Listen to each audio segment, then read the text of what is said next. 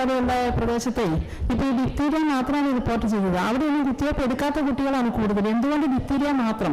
ഈ പെർട്ടൂസിസോ ടെറ്റനസോ ഒന്നും അവിടെ അങ്ങനെ കൂടുതലായിട്ട് റിപ്പോർട്ട് ചെയ്തിട്ടുണ്ടോ? അതിന്റെ ഒരു കാരണം എന്താണെന്ന് പറഞ്ഞു ഉപകാരം. ഏത് രോഗവും രണ്ട് കാര്യങ്ങൾ കൊണ്ടാണ് ഉണ്ടാവുന്നത്. ഒന്ന്, അയാളുടെ പ്രതിരോധം എത്രമാത്രം ഉണ്ട്. രണ്ടാമത്തെ കാര്യം, ആ അണുവുമായിട്ടുള്ള എത്ര ഉണ്ട് എന്നുള്ള കാര്യം. അപ്പം അവിടെ ഒരു കൊക്കക്കോലയുടെ കാര്യം പൊട്ടിപ്പുറപ്പെട്ടിട്ടുണ്ടെങ്കിൽ അവിടെ ഇതുപോലെ തന്നെ വരാൻ വഴിയുണ്ട്. ഇപ്പൊ നമ്മളിപ്പോ സംസ്ഥാനത്ത് ഇപ്പൊ ഞാൻ ഇമ്മ്യൂണിറ്റിയിലേക്ക് വന്നിട്ട് ഇപ്പോ നമ്മൾ TD വാക്സിൻ എടുക്കണം എന്ന് പറഞ്ഞല്ലോ. അപ്പോ TD വാക്സിൻ ആണോ എടുക്കേണ്ടത് അതോ TDAP ആണോ എടുക്കേണ്ടത് എന്നുള്ളത്? TDAP എന്ന് കേട്ടിട്ടുണ്ടെങ്കിലേ TDAP അതാണ് ഇപ്പൊ അവർ ചോദിച്ചതിന്റെ ഉത്തരം.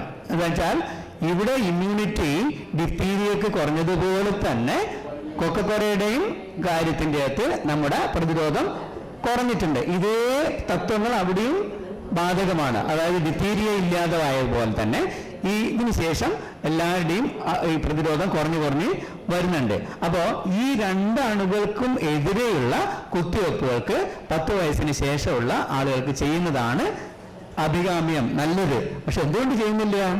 ഈ പറഞ്ഞ whooping cough-നുള്ള പ്രതിരോധം ആയിട്ടുള്ളത് 7 വയസ്സിന് ശേഷം അല്ലേ? 5 വയസ്സിന് ശേഷം പോലും പ്രശ്നമാണ്. 7 വയസ്സ് വരെ നമുക്ക് കൊടുക്കുക. 7 വയസ്സിന് ശേഷം നമുക്ക് 2 തരത്തിൽ അതിനെ മോഡിഫൈ ഉണ്ടാവും. DPT എന്താണ്? Capital D, capital P, capital T ആണ് നമ്മൾ DPT എന്ന് ഉപയോഗിക്കുന്നത്. അതിൻ്റെ അകത്ത് എന്തൊക്കെ കുറയും? T മാത്രം കുറയില്ല. T എല്ലാവരും ഒന്നാ അല്ലേ? പെർട്ടൂസിസ് എന്ന് പറഞ്ഞത് പെർട്ടൂസിസിനെ മാറ്റി സെല്ലുലാർ പെർട്ടൂസിസ് എന്ന് പറഞ്ഞിട്ടുള്ള ഒരു ഘടകം മാത്രം എടുക്കുന്ന ഒരു കാര്യം. അതാണ് നമുക്ക് 7 വയസ്സിന് ശേഷം കൊക്കക്കോലക്ക് കൊടുക്കാൻ പറ്റുന്ന കാര്യം. ഡിഫ്തീരിയക്ക് സ്മോൾ D, വലിയ ക്യാപിറ്റൽ ഡിക്ക് വരെ സ്മോൾ D. അപ്പോൾ 25, 20 തൊട്ട് 30 വരെ പൊട്ടൻസി ഉള്ള കാര്യത്തിന് 2 അത്രേ വേണ്ടുള്ളൂ. അത്രയുള്ളൊരു സാധനം ഉപയോഗിച്ച് കഴിഞ്ഞാലും നമ്മളെപ്പോലെ ആൾക്കാർക്ക് 7 വയസ്സിന് മേലുള്ള ആളുകൾക്ക് ഡിഫ്തീരിയന്റെ പ്രൊട്ടക്ഷൻ കൊടുക്കാൻ പറ്റും.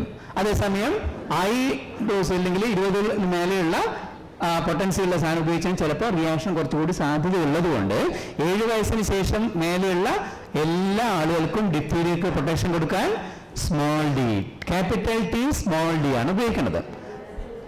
എങ്ങനെ? ഇപ്പൊ വാക്സിൻ TD വാക്സിൻ ഉണ്ട്.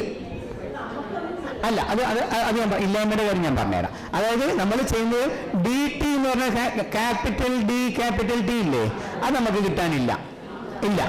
അതേസമയം ക്യാപിറ്റൽ T, സ്മോൾ D അതാണ് നമ്മളെല്ലാവരും എടുക്കേണ്ടതും. 7 വയസ്സിന് മേലെ ഉള്ള കുത്തിവയ്പ്പ് ഇപ്പൊ നേരത്തെ ചോദിച്ചില്ലേ, കുത്തിവയ്പ്പ് എടുക്കാത്ത കുട്ടികൾക്ക്, 7 വയസ്സിന് മേലുള്ള കുട്ടികൾക്ക്, ഒന്നും എടുക്കാത്ത കുട്ടികൾക്ക് നേരത്തെ ചോദിച്ച ആരെയും ചോദിച്ചിരുന്നു. അതെ, 7 വയസ്സിന് മേലുള്ള ആൾക്കാർക്ക് 3 ഡോസ് എടുക്കണം. അത് 016 അവർക്ക് 016 ആയിട്ട് 3 ഡോസ് ഒന്നും കുത്തിവയ്പ്പ് എടുക്കാത്ത കുട്ടികൾക്ക് എടുക്കണം. അപ്പോൾ നമ്മളെ കാര്യത്തിലോ 10 വയസ്സിൽ, അപ്പൊ ഞാൻ പറഞ്ഞു 5 വയസ്സിൽ എടുത്ത കുട്ടികൾക്ക് നമ്മൾ 10 തൊട്ട് 12 ആകുമ്പോഴത്തേക്ക് കുറഞ്ഞു വരും അല്ലേ? അപ്പൊ ആ കുട്ടിക്ക് 3 ഡോസ് എടുക്കണ്ട. പക്ഷേ 10 വയസ്സിലുള്ള വാക്സിൻ ഏതായിട്ട് എടുക്കണം? ക്യാപിറ്റൽ D, സ്മോൾ D, ഈ പറഞ്ഞ TD എടുക്കണം. അപ്പോ ആ TD നമ്മളെ പോളിസി ഇനി മെല്ലേശം മാറി വരും. ഈ TD തന്നെ 10 വയസ്സിലും 15 വയസ്സിലും TD ആക്കുകയായിരിക്കും അഭികാമ്യം. അതായിരിക്കും നമ്മൾ ചൂസ് ചെയ്യാൻ പോകുന്നത്. എന്തുകൊണ്ടാന്ന് വെച്ചാൽ വില 14 ഉറുപ്പിയല്ലോ ഇതിന്. അത് ഈ 14 ഉറുപ്പിയക്ക് അപ്പോ ബാക്കിയുള്ള രാജ്യങ്ങളിലൊക്കെ എങ്ങനെയാണ്? ഞാനിപ്പോ ഈ പറഞ്ഞ സാഹചര്യമാണ് ബാക്കി പല കൺട്രീസിലും. രോഗമില്ല, അതേസമയം അവരുടെ കുത്തിവയ്പ്പെടുത്തലിന്റെ ആ പ്രതിരോധ ശേഷി കാലങ്ങൾ കഴിയുമ്പോൾ കുറഞ്ഞു പോകുന്നുണ്ട്. അപ്പോൾ പടിഞ്ഞാറൻ രാജ്യങ്ങൾ എന്താ ചെയ്യുന്നത്? ഓരോ 10 വർഷം കൂടുമ്പോൾ അവര് ഇതിന്റെ ബൂസ്റ്റ് കൊടുത്തുകൊണ്ടേയിരിക്കും. അപ്പോൾ ആദ്യത്തെ അകത്ത് TDAP-ഉം കൊടുക്കും, അതായത് TD സെല്ലുലാർ പെർട്ടൂസിസും, പിന്നീട് എല്ലാ 10 വർഷം കൂടും TD-യും അത് കൊടുത്തോണ്ട്. അതാണ് ഐഡിയൽ. നമ്മൾ അത് ചെയ്യേണ്ടിയിരുന്നു. 2000 ആണ്ടോടുകൂടി നമ്മളെടുത്ത 6, 7, 4 കേസുകൾ മാത്രം കേരളത്തിൽ ആകെ മൊത്തം ഉണ്ടാകുമ്പോൾ അറിയാം ഇവിടെ ഡിഫ്തീരിയന്റെ പ്രതിരോധം കുറഞ്ഞില്ലാതാവും. അതേസമയം ഡിഫ്തീരിയ ലോകത്ത് മുഴുവൻ പോയിട്ടില്ല. പലയിടത്തും എവിടെയെങ്കിലും ഒന്ന് വന്നിട്ട് ഇറക്കി കഴിഞ്ഞാൽ ഇവിടെ അങ്ങ് സ്പ്രെഡ് ചെയ്ത് ഇതുപോലൊരു കാര്യം വരുമെന്ന് അറിയേണ്ടിയിരുന്നു. നമ്മൾ നേരത്തെ തന്നെ 10 വർഷം കൂടുമ്പോൾ ഈ വാക്സിന്റെ ഡോസും കൊടുക്കേണ്ടിയിരുന്നു. ഒരു ചെലവുമില്ല. 12 ഉറുപ്പിക 13 ഉറുപ്പിക വിലയുള്ളൂ. അപ്പൊ അതിന്റെ കുറവിന്റെ കാര്യം പറഞ്ഞല്ലോ. അപ്പൊ അത് ചെറിയൊരു കുറവുണ്ട്. സീറം ഇൻസ്റ്റിറ്റ്യൂട്ടിന്റെ അടുത്ത് നിന്ന് നമുക്ക് അതിന്റെ റെപ്രസെന്റേറ്റീവ് ഉണ്ട്. ഇപ്പൊ തൃശ്ശൂരുണ്ട്. നമ്മളെടുത്ത് വന്നിട്ടുണ്ട്. അതിൻ്റെ അകത്ത് അത് ഇതില്ല. RCH ഉണ്ണി എന്ത് മറുപടിയാ പറയേണ്ടത് നിങ്ങൾ കൊടുക്കാൻ? അതായത് ഓപ്പറേഷണൽ ഇഷ്യൂസ് ഉണ്ണിയാണ് പറയാ. അതായത് അത് വാക്സിൻ കിട്ടാനുണ്ട് KMSCL വഴിക്ക്. എന്തുകൊണ്ടാന്ന് വെച്ചാൽ KMSCL വഴിക്ക് ഈ വാക്സിന്റെ പ്രയോറിറ്റി ഉണ്ടാക്കി കൊടുത്തിരിക്കുന്നത് ഏറ്റവും കൂടുതൽ ഉള്ള കോഴിക്കോട്, മലപ്പുറം ജില്ലയിൽ അവർ 1,00,000 ഡോസ് ആദ്യം വാങ്ങിച്ചു. അതിന്റെ കഥ പറയണം. 2015 സെപ്റ്റംബറിൽ അവിടെ കേസ് വന്നല്ലോ, ഒരു ഹോസ്റ്റലിൽ കേസ് വന്നു. 2015 വന്നു, 2 കുട്ടികൾ മരിച്ചു. വലിയ ഇഷ്യൂ ആയി. കോഴിക്കോട് പോയിട്ട് മെഡിക്കൽ കോളേജിൽ നിന്ന് IMCH മരിച്ചപ്പോ അന്ന് ഈ ആന്റിടോക്സിൻ, ഞാൻ ഈ ആന്റിടോക്സിൻ എന്ന് പറഞ്ഞാൽ വേറെ കാര്യമാണ്, മനസ്സിലായോ? ആന്റിടോക്സിൻ ആണ് ചികിത്സിക്കാൻ ഉപയോഗിക്കേണ്ടത്. TD എന്ന് പറഞ്ഞത് വാക്സിനാണ്. ആന്റിടോക്സിൻ ഉപയോഗിച്ചാണ് നമ്മൾ ഈ അസുഖം വന്ന് പോയിസൺ ശരീരത്തിലേക്ക് പകരുമ്പോൾ അതിനെ ന്യൂട്രലൈസ് ചെയ്യുന്ന സാധനം ആന്റിടോക്സിൻ. അത് കാലത്തിനും നേരത്തിനും കൃത്യമായിട്ട് ഇത് കൊടുത്തു കഴിഞ്ഞാൽ രക്ഷപ്പെടുത്താം. അപ്പോഴും അന്നത് അവൈലബിൾ ആയില്ല. കാരണം ഇന്ത്യയിൽ അങ്ങനത്തെ സംഭവം അന്ന് ഇല്ല. മനസ്സിലായോ? എങ്ങനെയൊക്കെയോ തോടി പിടിച്ച് ബുദ്ധിമുട്ടിയിട്ട് ഡൽഹിയിൽ ഓടുന്നു, അവർ കൊണ്ടുവന്നു. ആദ്യത്തെ കുട്ടിക്ക് കൊടുത്തു, അത് കൊടുക്കാൻ മുഴുവൻ പറ്റിയില്ല. കാരണം അത് അത്ര അഡ്വാൻസ് ആയിരുന്നു. കുട്ടി കൊടുക്കുന്നപ്പോൾ റിയാക്ഷൻ വരും ചിലപ്പോൾ. ഈ സീറാണിത്. അപ്പൊ സീറത്തിന് റിയാക്ഷൻ വരും, അത് മുഴുവൻ കൊടുക്കാൻ പറ്റില്ല. ആ കുട്ടി മരണപ്പെടുകയും ചെയ്തു. അപ്പോൾ അതിന് ശേഷം അവർ ഓർഡർ ചെയ്തു ആന്റിടോക്സിൻ വേണം. ആ ഓർഡർ ചെയ്ത വാക്സിൻ എപ്പോഴാണ് എത്തിയത്? 4 മാസം കഴിഞ്ഞിട്ട്. മനസ്സിലായോ? ആ 4 മാസം കഴിയുന്നത് വരെയും വേറെ അധികം കേസ് വരാതിരുന്നത് ഭാഗ്യം. ആ സമയങ്ങളിലാണ് ഇതുപോലെ വന്നിരുന്നതെങ്കിൽ എത്രയോ ആളുകൾ, കുട്ടികൾ നമുക്ക് നഷ്ടപ്പെട്ടു പോയേനെ. അപ്പൊ ഇപ്പൊ നമുക്ക് ഭാഗ്യം ഉണ്ടായത് അന്ന് വന്ന വാക്സിൻ 50 ആന്റിടോക്സിൻ വന്നു. പിന്നീട് ഈ ഉണ്ടാക്കുന്ന കമ്പനികൾ ഇത് ചെലവില്ലാത്തതുകൊണ്ട് അവരാരെങ്കിലും ലാഭമില്ലാത്ത കാര്യം ചെയ്യൂലല്ലോ. അപ്പൊ ആന്റിടോക്സിൻ ഉണ്ടാക്കി വെച്ചിട്ടില്ല. അപ്പൊ അങ്ങനെ എവിടുന്നോ ഉണ്ടാക്കിയിരിക്കുന്നതിന്റെ ഒരു കുറച്ചുള്ളത് അന്ന് കിട്ടി, അത് ഉപയോഗിക്കാൻ ശരിയായില്ല. പിന്നീട് ചോദിച്ചത് ഏപ്രിലിൽ കിട്ടിയ 50 എണ്ണം ഇപ്രാവശ്യം ഉപയോഗിക്കാൻ പറ്റി. കോഴിക്കോട് 2016 ജൂണിൽ ആദ്യത്തെ കേസ് വന്നത്. ആദ്യത്തെ കേസിനെ വന്നാൽ രക്ഷപ്പെടുത്താൻ പറ്റിയില്ല, അതിനും കൊടുക്കാൻ പറ്റി. പക്ഷെ അത് വളരെ വൈകിപ്പോയിരുന്നു. എന്നുവെച്ചാൽ ഇതെല്ലാം വന്ന് അടഞ്ഞു. ടെക്ലോസിൻ മാഡം പറഞ്ഞില്ലേ, അത്രയും ആയിരുന്ന കുട്ടിയാണ്. അതിന് ആന്റിടോക്സിൻ കൊടുത്തിട്ട് കാര്യമില്ല. കൊടുക്കുന്നത് സമയത്തിന് കൊടുക്കണം. അത് പോയിട്ട് ഹാർട്ടിന്റെ മുകളിൽ ഫിക്സ് ചെയ്ത് കഴിഞ്ഞാൽ പിന്നെ ന്യൂട്രലൈസ് ചെയ്യാൻ പറ്റില്ല. എപ്പോഴാണ് ഇവിടുന്ന് ഉണ്ടായി ടിഷ്യൂസിലേക്ക് ബ്ലഡിൽ സർക്കുലേറ്റ് ചെയ്യുമ്പോഴേ അതിന് ന്യൂട്രലൈസ് ചെയ്യാൻ പറ്റുള്ളൂ. ഹാർട്ടിന് പോയി ഞരമ്പിന് പോയി ബാധിച്ചു കഴിഞ്ഞാൽ പിന്നെ അത് ചെയ്യിപ്പിക്കാൻ പറ്റില്ല. അപ്പൊ അത് വൈകിട്ടാണ് അതിനൊക്കെ കൊടുക്കാൻ പറ്റും. ഇപ്പൊ നോക്കണം, 100 കേസ് ഞാൻ പറഞ്ഞില്ലേ, 100 കേസും ഇവിടെ 50 കേസും പിന്നീട് ഒറ്റ മരണം ഉണ്ടായിട്ടില്ലേ? ഇങ്ങോട്ട് വന്ന് ചോദിക്കും. അപ്പോ 250 ആന്റിടോക്സിൻ നമ്മൾ പിന്നീട് വരുത്തി, പിന്നീട് 100 വരുത്തി. അപ്പൊ അത് മുഴുവൻ ഉണ്ടായതുകൊണ്ട് നമ്മൾ ഈ 100 കേസും 50 കേസും എല്ലാം നമുക്ക് രക്ഷപ്പെടുത്താൻ പറ്റിയെന്നുള്ളതാണ് വലിയൊരു കാര്യം ഉണ്ടായിരുന്നത്. മനസ്സിലായോ? ഇത് ഫീൽഡിൽ നിന്ന് ഉണ്ടായൊരു ചോദ്യമാണ്.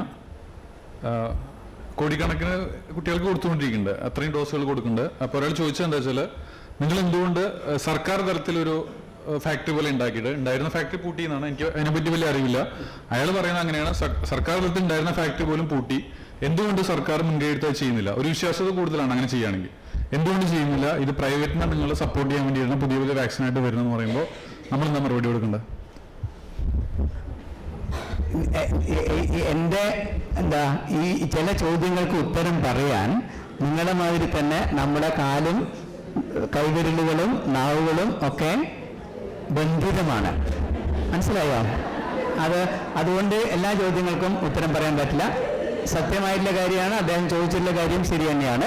അതിൻ്റെ ചരിത്രത്തിലേക്ക് പോവുകയാണെങ്കിൽ 1897, മനസ്സിലായോ? 1900 ആയിട്ടില്ല. 1897 ഇന്ത്യ മഹാരാജ്യം ബ്രിട്ടീഷ് റൂളിങ്ങിലുള്ളപ്പോൾ ഇവിടുത്തെ ഹാഫ്കിൻ ബോംബെ സെന്ററിൽ വെച്ചിട്ട് പ്ലേഗ് എതിരായിട്ടുള്ള കുത്തിവെപ്പ് നമ്മൾ ഏറ്റവും കൂടുതൽ നമ്പർ ഉണ്ടാക്കുകയും പുറമെ രാജ്യങ്ങളിലേക്ക് കൊടുക്കുകയും ചെയ്യുന്നൊരവസ്ഥ. അതിനുശേഷം 2 വർഷം കഴിഞ്ഞപ്പോൾ കോളറയുടെ വാക്സിൻ നമ്മൾ തന്നെ ഉണ്ടാക്കിയിട്ടുള്ള അവസ്ഥ. അപ്പൊ നമ്മൾ എത്രമാത്രം മുമ്പേ ആയിരുന്നു എന്നുള്ളത് മനസ്സിലാക്കാം. അതിനുശേഷം വന്നിരുന്ന ഈ പറഞ്ഞ ഓരോ വാക്സിനുകളും BCG ആയിക്കോട്ടെ, ഓറൽ പോളിയോ ആയിക്കോട്ടെ, എല്ലാം നമ്മളാണ് ഉണ്ടാക്കിക്കൊണ്ടിരുന്നത്. ഈ പറഞ്ഞ 4 വലിയ സെന്റേഴ്സ് നമുക്ക്, നൂറ്റാണ്ടുകളുടെ ചരിത്രമുള്ള സെന്റേഴ്സ് നമുക്ക് ഉണ്ടായിട്ടുണ്ട്. മനസ്സിലായോ? അപ്പോൾ ആ സെന്ററുകൾ മുഴുവൻ ഇപ്പോൾ ഓരോന്നോരോന്നായി അടച്ച് പൂട്ടി നമ്മൾ ഇല്ല. അത് ഞാൻ മറ്റേ വശം ഞാൻ പറഞ്ഞതാണ്. അതുകൊണ്ടാണ് ഞാൻ ഇന്നത്തെ ഇന്നത്തെ ദിവസത്തേക്ക് ആ ചർച്ച എടുക്കാത്തതെന്ന് വെച്ചാൽ ആ ചർച്ച ഒരു വേറൊരു ലെവലിലാണ്. അതിൽ നമ്മൾ ചിലതൊക്കെ ഒത്തിരി പറയാൻ നമുക്ക് ബുദ്ധിമുട്ടുള്ള കാര്യങ്ങളാണ്. അതായത് അങ്ങനെ ഒരു കഴിഞ്ഞ മിനിസ്ട്രീൻ്റെ അകത്ത് ഉള്ള ഒരു കാര്യമാണ്. ഓറൽ പോളിയോ വാക്സിൻ്റെ ഏതോ ഒരു ബാച്ചിൻ്റെ ഒരു പൊട്ടൻസി ശരിയായില്ല എന്നുള്ളൊരു കുറ്റം പറഞ്ഞ് അതങ്ങ് അടപ്പിച്ചു. ഇഞ്ചക്റ്റബിൾ പോളിയോ നമ്മൾ പറഞ്ഞ ഇത്രയും ഇതായിട്ടുള്ള സുരക്ഷിതമായിട്ടുള്ള വാക്സിൻ ഇവിടെ ഉണ്ടാക്കാൻ വേണ്ടിയിട്ടുള്ള ഒരുപാട് കാര്യങ്ങളുണ്ടായി. മനസ്സിലായോ? അതൊന്നും പിന്നെ വെളിച്ചം കണ്ടില്ല. അതുപോലെ നമ്മളേതാക്കിയിട്ട് ഉണ്ടാക്കും എന്ന് പറയുന്ന കാര്യം ഒരിക്കലും മേലോട്ട് പോയിട്ടില്ല. അപ്പൊ ഇപ്പം വരുന്ന പോളിയോ വാക്സിനുകളൊന്നും നമ്മളിത് ഉണ്ടാക്കുന്നില്ല. ഇതിന്റെ കുറ്റം പറഞ്ഞതിന് ശേഷം ഇപ്പൊ ഇമ്പോർട്ട് ചെയ്യണം. അപ്പോ സത്യത്തിൽ നമ്മുടേതായിട്ടുള്ള വാക്സിൻ ഉണ്ടാക്കാനുള്ള എല്ലാ കഴിവുകളും നമുക്കുണ്ട്. പക്ഷെ അതിനൊക്കെ പുറകിലുള്ള പല പല ഘടകങ്ങളോ എന്തെങ്കിലും ശക്തികളോ ഒക്കെ ഉണ്ട്. അത് നമുക്ക് നമ്മളെ പോലുള്ള ഇൻഡിവിജ്വൽസിന് അതിനെ നേരിടാനോ അതിന് ശരിയാക്കാനോ പറ്റുന്നതല്ല. എങ്കിലും അതൊക്കെ യാഥാർത്ഥ്യമാണ്. അപ്പൊ ഈ ആന്റിടോക്സിൻ എന്ന് പറഞ്ഞത് ഡിഫ്തീരിയന്റെ ആന്റിടോക്സിന്റെ പറഞ്ഞിട്ട് പറഞ്ഞത് അത് കൊടുത്തിട്ട് ഇപ്പം നമുക്ക് മോർട്ടാലിറ്റി ഇല്ല. അതാണ് വേണ്ടത്. ഈ മലപ്പുറത്തേക്ക് പറഞ്ഞ കാര്യം ഈ പറഞ്ഞ കഥ പകുതിയായിക്കൊണ്ട് ഒരു മിനിറ്റ് നിന്നോട്ടെ. അപ്പോൾ മലപ്പുറത്തേക്ക് നമ്മൾ സെപ്റ്റംബറിൽ TD വാക്സിനെ വരുത്തി KMSL വഴിക്ക് 1,00,000 ഡോസ് വരുത്തി കഴിഞ്ഞിട്ട് ഈ സെപ്റ്റംബറിലെ കുട്ടികൾ മരിച്ച ആ സമയത്തിന് ശേഷമുള്ള കാലഘട്ടങ്ങളിൽ അവിടെയുള്ള RCH ഓഫീസറും ബാക്കി ഡെപ്യൂട്ടി DMഉം എല്ലാം കൂടി പരക്കം വാങ്ങിച്ചും എത്രയാ 25,000 ഡോസസ് ആറ്റേ കൊടുക്കാൻ പറ്റുള്ളൂ. ബാക്കി 70,000 ഡോസ് അവിടെ കെട്ടിക്കിടക്കുകയായിരുന്നു. ഉപയോഗിക്കാൻ പറ്റില്ല. ഇപ്പോഴത്തെ ജൂണിലത്തെ സംഭവം വന്നപ്പോൾ അത് ഇതാന്ന് പറഞ്ഞ പോലെ ഉപയോഗിച്ചു. അതിനുശേഷം പിന്നെ കൊണ്ടുവന്ന് ഉപയോഗിച്ചു. മലപ്പുറത്തും കോഴിക്കോടും ഒക്കെ വാക്സിൻ മിക്കവാറും നല്ല കവറേജ് ഉണ്ടാക്കാൻ പറ്റി. നമുക്ക് ഇവിടെ ഒരു കേസ് ഉണ്ടായിരുന്നില്ലാത്തത് കൊണ്ടാണ് നമുക്ക് KMSL വഴിക്ക് അല്ല വേണ്ടത് തന്നെയാണെന്ന് വെച്ചാൽ ഇവിടെയും നമുക്ക് ആവശ്യമുണ്ട്. എന്തുകൊണ്ടെന്ന് വെച്ചാൽ നമുക്ക് ഘട്ടം ഘട്ടമായിട്ട് ഇവിടെ ആരോഗ്യ പ്രവർത്തകരെ ആദ്യം നമ്മൾ സുരക്ഷിതരാക്കേണ്ടതുണ്ട്. ഞാൻ എടുത്തു വാക്സിൻ, മനസ്സിലായോ? അപ്പൊ നമ്മളിൽ ഓരോരുത്തരും ആരോഗ്യ പ്രവർത്തകർക്ക് കൊടുക്കേണ്ട ആവശ്യമുണ്ട്. അപ്പൊ ആരോഗ്യ പ്രവർത്തകർ ഇതിനു വേണ്ടി കാത്തിരിക്കാൻ പാടില്ല. നമ്മൾ 15 ഉറുപ്പ്യന്റെ കാര്യത്തിന് വേണ്ടി കണക്കൊന്നും പറയാൻ നിൽക്കണ്ട. നമ്മളെ ജീവിതമാണ് വലുത്. ഇപ്പൊ നമ്മൾ വായിൽ നോക്കുന്നതാണ്. അതുകൊണ്ട് അസോസിയേഷൻ വഴിക്കോ ആൾക്കാരുടെ അടുത്ത് ഇറന്നിട്ടോ എങ്ങനെയെങ്കിലും 15 ഉറുപ്പ്യ വെച്ചിട്ട് കുത്തിവെക്കുക. ഒരു കാര്യം മനസ്സിലാക്കേണ്ട, ഒരു റിയാക്ഷനും ഒരു ബുദ്ധിമുട്ടും കുത്തിവെച്ചാൽ ഉണ്ടാവില്ല. മനസ്സിലായോ? അത് 100% സുരക്ഷിതമാണ്. ഒരു വേദന ഉണ്ടാവുന്നുള്ള ഒഴികെ ഒന്നും ഉണ്ടാവില്ല. അപ്പൊ എല്ലാവരും വെക്കണം ഡോസ്. ഐഡിയലി എത്ര ഡോസ് എടുക്കണം? 0, 1, 6 എടുക്കണം എല്ലാ ആരോഗ്യ പ്രവർത്തകരും. മറ്റുള്ള കുട്ടി ഞാൻ പറഞ്ഞു വാക്സിൻ എടുത്ത 5 വയസ്സുള്ള കുട്ടി 10 വയസ്സിൽ ഒരെണ്ണം എടുത്താൽ മതി. അതിന് ശേഷമുള്ള ആളുകളാണെങ്കിലും ആ ഒരു ഡോസാണ് നമ്മൾ ഇൻസിസ്റ്റ് ചെയ്യേണ്ടത്. ഒരു ഡോസ് എടുക്കണം. എന്താ പറയുക സാർ? ഒരു ചോദ്യം ചോദിക്കാനുള്ളത്, ഈ മദ്രാസ് പബ്ലിക് ഹെൽത്ത് ആക്ടിലെ സെക്ഷൻ 76 പ്രകാരം ഈ കമ്മ്യൂണിക്കബിൾ ഡിസീസ് കൺട്രോൾ ചെയ്യാൻ വേണ്ടി അതായത് ഈ നിയമം വരുന്ന പണ്ട് കാലത്തായതുകൊണ്ട് അന്നത്തെ അതാത് ഭരണപ്രദേശങ്ങളിലെ കളക്ടർ നോട്ടിഫിക്കേഷൻ ഇറക്കുകയാണെങ്കിൽ ഇത് കൃത്യമായ നിയമം മൂലം നമുക്ക് എല്ലാ കുട്ടികളെയും കുത്തിവെപ്പെടുക്കാൻ പറ്റുന്ന ഒരു അവസ്ഥ ഉണ്ടായിരുന്നു. അതായത് ആ നിയമത്തിൽ പറയുന്നത് കമ്മ്യൂണിക്കബിൾ ഡിസീസ് കൺട്രോൾ ചെയ്യാൻ വേണ്ടി കളക്ടർ നോട്ടിഫിക്കേഷൻ ഇറക്കുകയാണെങ്കിൽ കുത്തിവെപ്പെടുക്കാത്തവരെക്കെതിരെ 3 മാസം തടവ് ശിക്ഷ കിട്ടുന്ന രീതിയിൽ അവർക്കെതിരെ കേസെടുക്കാനും ആ നിയമം കൃത്യമായി പാലിച്ചുകൊണ്ട് തന്നെ നമുക്ക് മലപ്പുറം ജില്ലയിലെ ഈ കുത്തിവെപ്പെടുക്കാത്ത ആൾക്കാരെയൊക്കെ 100% കുത്തിവെപ്പിലേക്ക് കൊണ്ടുവരാൻ പറ്റുന്ന ഒരവസ്ഥയും നമുക്ക് സാധ്യമായിരുന്നു. അതിൻ്റെ അടിസ്ഥാനത്തിൽ നമ്മളിപ്പോൾ ഈ പ്രശ്നം ഉണ്ടായപ്പോൾ അവിടുത്തെ കുറേയധികം ഹെൽത്ത് ഇൻസ്പെക്ടർമാർ കളക്ടറെ ചെന്ന് കാണുകയും എങ്കിലും കളക്ടർ നോട്ടിഫിക്കേഷൻ ഇറക്കാൻ തയ്യാറായില്ല. ഇപ്പൊ വീണ്ടും മലപ്പുറം ജില്ലയിൽ പുതിയ കളക്ടർ വന്നപ്പോൾ 2ാമത് സമീപിക്കാൻ തീരുമാനിച്ചിട്ടുണ്ട്. അങ്ങനെ നിയമം മൂലം നമുക്ക് ഇത് ഒന്നും കൂടി കർശനാക്കിക്കൊണ്ട്, അതായത് ബോധവൽക്കരണം എന്ന് പറയുമ്പോൾ ഇപ്പൊ ഹെൽമെറ്റിനെതിരെ ബോധവൽക്കരണം എല്ലാ സർക്കാരും നടത്തുന്നത്. കാരണം കൃത്യമായി നമ്മൾ വണ്ടി പോകുമ്പോൾ റോഡിലൊക്കെ തടഞ്ഞു നിർത്തി ഒരു ശിക്ഷാ നടപടികൾ സ്വീകരിക്കുമ്പോഴാണ് അത് ആ ബോധവൽക്കരണം ഒന്നും കൂടി ഊർജിതപ്പെടുത്താൻ പറ്റുന്നത്. അതേപോലെ തന്നെ ഈ ഡിഫ്തീരിയക്കെതിരെയൊക്കെ കുത്തിവയ്പ്പ് നിയമം മൂലം തന്നെ, കാരണം ഈ ആക്ടിൽ ഇതിന് മുമ്പുള്ള ആൾക്കാർ തന്നെ ഇത് കൃത്യമായി കണ്ടെത്താൻ പറ്റിയിരുന്നത് നിയമം മൂലം തന്നെ കൃത്യമായി 100% കുട്ടികൾക്ക് നടപ്പിലാക്കാവുന്ന ഒട്ടനവധി കാര്യങ്ങൾ അതിൽ പറയുന്നുണ്ട്. എന്തുകൊണ്ടാണ് സർക്കാർ അതിന് മുതിരാതെ ബോധവൽക്കരണം എന്ന് പറയുന്ന കാര്യം മാത്രം മുൻനിർത്തിക്കൊണ്ട് ഇത് നിർത്തലാക്കാൻ നോക്കുന്നത്? അപ്പോൾ അതിന് വേണ്ടിയിട്ടുള്ള ശ്രമങ്ങൾ നേരത്തെ കഴിഞ്ഞ മിനിസ്ട്രിയുടെ കാലത്ത് തന്നെ തുടങ്ങിയിട്ടുണ്ടെങ്കിലും അത് അത്ര ശക്തമായിരുന്നില്ല. ഈ മിനിസ്ട്രി വന്നതോടുകൂടി അറിയാലോ നിങ്ങൾക്ക്, ഇപ്പോൾ 2 ബാലാവകാശ ഇതിനകത്തേക്ക് നമ്മൾ കൊടുക്കേണ്ടതാണ് എന്നുള്ളതിലേക്ക് വന്നു. നമ്മളെ മന്ത്രിയുടെ നിലപാടും അതൊരു നിയമപരമായിട്ട് തന്നെ ചെയ്യണം എന്നുള്ളതാണ്. സ്കൂൾ എൻട്രിക്കകത്ത് കമ്പൽസറി ആക്കണം എന്ന് ആ ഒരു കാര്യം വളരെ ശരി തന്നെയാണ്. പക്ഷെ അത് ഒരു സർക്കാർ തലത്തിൽ നിയമപരമായിട്ടൊരു കാര്യം എടുക്കുമ്പോൾ തിരിച്ചും അവർക്ക് വാദിക്കാനുള്ള കാര്യമുണ്ട്. ഞങ്ങളുടെ മൗലികാവകാശമല്ലേ എന്ന്. അപ്പോൾ അതൊരു പെട്ടെന്നൊരു ഒറ്റവാക്ക് ഉത്തരം പറയാൻ പറ്റുന്ന കാര്യമല്ല. ചെയ്യുന്നതാണ് ഡിസൈറബിൾ. അങ്ങനെ ചെയ്യുകയാണെങ്കിൽ ബുദ്ധിമുട്ടുകളൊന്നുമില്ല. അപ്പോൾ അത് ഈ ജോലി സംവരണത്തിൻ്റെ കാര്യത്തിലാണെങ്കിലോ അല്ലെങ്കിൽ സ്കൂളിൻ്റെ കാര്യത്തിലാണെങ്കിലോ ഏതെങ്കിലും ഒരു കാര്യത്തിന് വേണ്ടിയിട്ട് കുത്തിവെച്ച കുട്ടികൾക്ക് മാത്രം അഡ്മിഷൻ കൊടുക്കുക എന്നുള്ളതൊക്കെ പറയാം. പക്ഷേ അതിനെതിരായിട്ടുള്ള കാര്യങ്ങളുണ്ട്. അതിനുള്ള നടപടികളും സർക്കാർ മുമ്പോട്ടേക്ക് പോകുന്നുണ്ട്. അത് ഉണ്ടാകുക തന്നെയാണ് നമ്മുടെ ആവശ്യം. പക്ഷെ അത് നമ്മുടെ തലത്തിലല്ലല്ലോ. ഒരു അധികാര തലത്തിൽ തീരുമാനം എടുക്കുകയാണെങ്കിൽ നല്ലതായിരിക്കും. നമ്മൾ അതിനു വേണ്ടിയിട്ടുള്ള ശ്രമം നടത്തുന്നുണ്ട്. പല മന്ത്രിമാരെയും കാണുകയും അതിനു വേണ്ടിയിട്ട് ഒരു കാര്യങ്ങൾ പറയുകയും ഒക്കെ ചെയ്യുന്നുണ്ട്. പിന്നെ അപ്പം ഈ അടുത്ത് വന്നിരിക്കുന്ന ബാലാവകാശത്തിൻ്റെ ഒക്കെ കണ്ടല്ലോ കൊടുക്കുക. ഒരു ചോദ്യം പ്രത്യേകിച്ചും പ്രസക്തമായിട്ടൊരു കാര്യം, രക്ഷിതാവിന് ഒരു കുട്ടിയുടെ കാര്യത്തിൽ അങ്ങനെ തീരുമാനം എടുക്കാൻ അർഹതയുണ്ടോ എന്നുള്ളതാണ് ചോദ്യം. അതായത് രക്ഷിതാവ് എൻ്റെ കുട്ടിയാണ്, എൻ്റെ കുട്ടീനെ ഞാൻ എന്തും ചെയ്യും എന്ന് പറഞ്ഞുകൊണ്ട് കുട്ടീനെ തല്ലാനോ അല്ലെങ്കിൽ ബാക്കിയുള്ള എന്തെങ്കിലും കാര്യങ്ങൾ ചെയ്യാനോ പറ്റില്ലല്ലോ. അത് നിയമപരമായിട്ടുള്ള തെറ്റാണ്. അപ്പോൾ അതുപോലെ തന്നെയാണ് കുട്ടിക്ക് ജീവൻ രക്ഷ അത്യാവശ്യമാണെന്ന് ഈ ശാസ്ത്രീയ സമൂഹം ലോകം മുഴുവൻ അംഗീകരിച്ചിരിക്കുന്ന കാര്യത്തിൻ്റെ ഗുണം അവന് ചെയ്ത് കൊടുക്കുന്നില്ല എന്നുള്ളതും അതൊരു തരത്തിൽ ഒരു കുറ്റകരമായിട്ട് പ്രഖ്യാപിക്കാൻ പറ്റണം. അപ്പം അതാണ് ശരിക്കും വേണ്ടത്. എൻ്റെ കുട്ടീൻ്റെ കാര്യത്തിൽ തീരുമാനം മുഴുവൻ ഞാൻ എടുക്കും, നിങ്ങൾ ആരാ ചോദിക്കാൻ എന്നല്ല. അപ്പം അവിടെ സർക്കാരിന് ഒരു ഉത്തരവാദിത്വമുണ്ട്. ഇങ്ങനെ ആർക്കെങ്കിലും ചെയ്യാതിരിക്കുന്നുണ്ടെങ്കിൽ അത് സർക്കാരിൻ്റെ ഉത്തരവാദിത്വമാണെന്ന് പറഞ്ഞിട്ട് ചെയ്യാൻ. അങ്ങനെ ഒരു കാര്യം ചില കൺട്രീസിൻ്റെ അകത്തൊക്കെ അങ്ങനെയുള്ളതുണ്ട്. നമുക്കും അങ്ങനെ വരണം എന്നുള്ളത് തന്നെയാണ് നമ്മുടെ ആഗ്രഹമുള്ളത്. മുമ്പ് ചോദ്യത്തിന് ക്ലാരിഫൈ കിട്ടാത്തതുകൊണ്ട് ചോദിക്കുന്നു. ഇവിടെ ചോദിച്ചത് തീർത്ത് അൺഇമ്മ്യൂണൈസ്ഡ് PPI അടക്കം കൊടുക്കാത്ത 1 വയസ്സ് കഴിഞ്ഞ കുട്ടികൾ വരുമ്പോൾ അവർക്ക് എന്തായാലും IPV കൊടുക്കാൻ സാധിക്കില്ല. ബൈവാലിൻ്റെ OPV കൊടുക്കുക. അവർക്ക് എങ്ങനെ ഹേർഡ് ഇമ്മ്യൂണിറ്റി കിട്ടുമോ? എങ്ങനെയാണ് അവർക്ക് അടുത്ത ഷെഡ്യൂൾ? 2, ഇവിടെ ചോദിച്ചു മലപ്പുറത്ത് ഡിഫ്തീരിയാണ് കാണുന്നത്. പെട്രോസിസും ടെറ്റനസും റിപ്പോർട്ട് ചെയ്യപ്പെടുന്നില്ല. ഈ 2 ഉണ്ട്. മലപ്പുറത്ത് ആ ഒരു കാര്യത്തിൻ്റെ അകത്ത് മലപ്പുറത്ത് ആണെങ്കിലും വൂപ്പിംഗ് കോഫിന് വന്നു കഴിഞ്ഞാൽ വന്നുവിടാകുകയില്ല. ഇപ്പം ഡിഫ്തീരിയാണ് വന്നത് എന്നുള്ളതുകൊണ്ട് എന്തുകൊണ്ട് വന്നില്ല, അവർ പ്രൊട്ടക്റ്റഡ് ആണോ എന്ന് ചോദിച്ചു കഴിഞ്ഞാൽ അല്ല. എന്തുകൊണ്ടാണ് പറയേണ്ട കാര്യം വെച്ചാൽ ഈ വൂപ്പിംഗ് കോഫ് എന്ന് പറഞ്ഞ കഥ നമ്മളിപ്പോൾ ഈ കൗമാരപ്രായക്കാരിലും മെഡിക്കൽ സ്റ്റുഡൻസിൻ്റെ അടുത്തും അതിൽ കൂടുതൽ ഉള്ള ആളുകൾക്ക് ഡോക്ടർമാരുടെ ഇടയിൽ പോലും ഇപ്പോൾ ഈ വൂപ്പിംഗ് കോഫ് തന്നെ കാണുന്നുണ്ട്. എന്തുകൊണ്ടാന്ന് വെച്ചാൽ നമ്മുടെ കുട്ടികളാണല്ലോ കൂടുതൽ ബാക്കിയുള്ള കുട്ടികളൊക്കെ പോയിട്ട് നോക്കണത്. അപ്പോൾ ഈ കൗമാരപ്രായക്കാരിലെ ആൾക്കാരാകുമ്പോഴത്തേക്ക് ഡിഫ്തീരിയ പോലെ തന്നെ പെർട്ടോസിസ് അടങ്ങിയിട്ടുള്ള വാക്സിൻ എടുത്തിട്ട് 5 വയസ്സിന് ശേഷം 10 വർഷം കഴിയുമ്പോഴത്തേക്ക് അവർക്ക് സസെപ്റ്റബിലിറ്റി ഉണ്ട്. അപ്പോൾ വൂപ്പിംഗ് കോഫ് കിട്ടുകയാണെങ്കിൽ അവർക്കും വരുന്നുണ്ട്. മീസിൽസും വരുന്നുണ്ട്. മീസിൽസിൻ്റെ മെഡിക്കൽ സ്റ്റുഡൻസും ഉണ്ടാവായിട്ടുണ്ട്.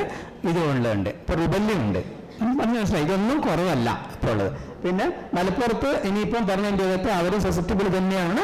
അവിടെ വൂപ്പിംഗ് കോഫിൻ്റെ എപ്പിഡമിക് വന്നു കഴിഞ്ഞാൽ വരാൻ സാധ്യതയുണ്ട്. അപ്പോൾ ആ കാര്യത്തിൻ്റെ അകത്ത് ഐഡിയലി എന്താണെന്ന് ചോദിച്ചു കഴിഞ്ഞാൽ TDAP എന്ന് പറഞ്ഞ വാക്സിനാണ്. ആ capital T small d cellular pertussis അതിൻ്റെ കൊടുക്കാൻ പറ്റാത്തത് എന്തുകൊണ്ടാണെന്ന് വെച്ചാൽ ഒരു വാക്സിൻ ഒരു ഡോസിൻ്റെ വില 1000 രൂപയുടെ അടുത്താണ്. 950 രൂപയോളാവും ഒരു ഡോസിൻ്റെ വില. അപ്പോൾ നമ്മൾ ഇപ്പം പറയുന്നത് നമ്മളിപ്പോൾ നാഷണൽ പ്രോഗ്രാമിൻ്റെ ഇതുപോലുള്ളൊരു കൂട്ടായ്മകളിൽ പറയുമ്പോൾ വ്യത്യസ്തമായിട്ടുള്ള അഭിപ്രായങ്ങൾ ഉണ്ടാവാൻ പാടില്ല. അപ്പം നമുക്ക് പോളിസിക്കകത്ത് ഇപ്പോൾ TDAP കൊടുക്കൂ എന്ന് പറയാൻ പറ്റില്ല. ഇപ്പം നമ്മൾ സൗജന്യമായി കൊടുക്കുന്ന വാക്സിൻ ഉള്ളതായതുകൊണ്ട് എല്ലാവർക്കും TD കൊടുക്കുവാനാണ് പറയുന്നത്. അപ്പോൾ എഫോർഡ് ചെയ്യുന്ന ആളുകളോ ബാക്കിയുള്ള ആളുകളോ ഒക്കെ പറയുന്നത് ഈ 10 വയസ്സിൽ TDAP കൊടുക്കുകയാണ് 1000 രൂപ.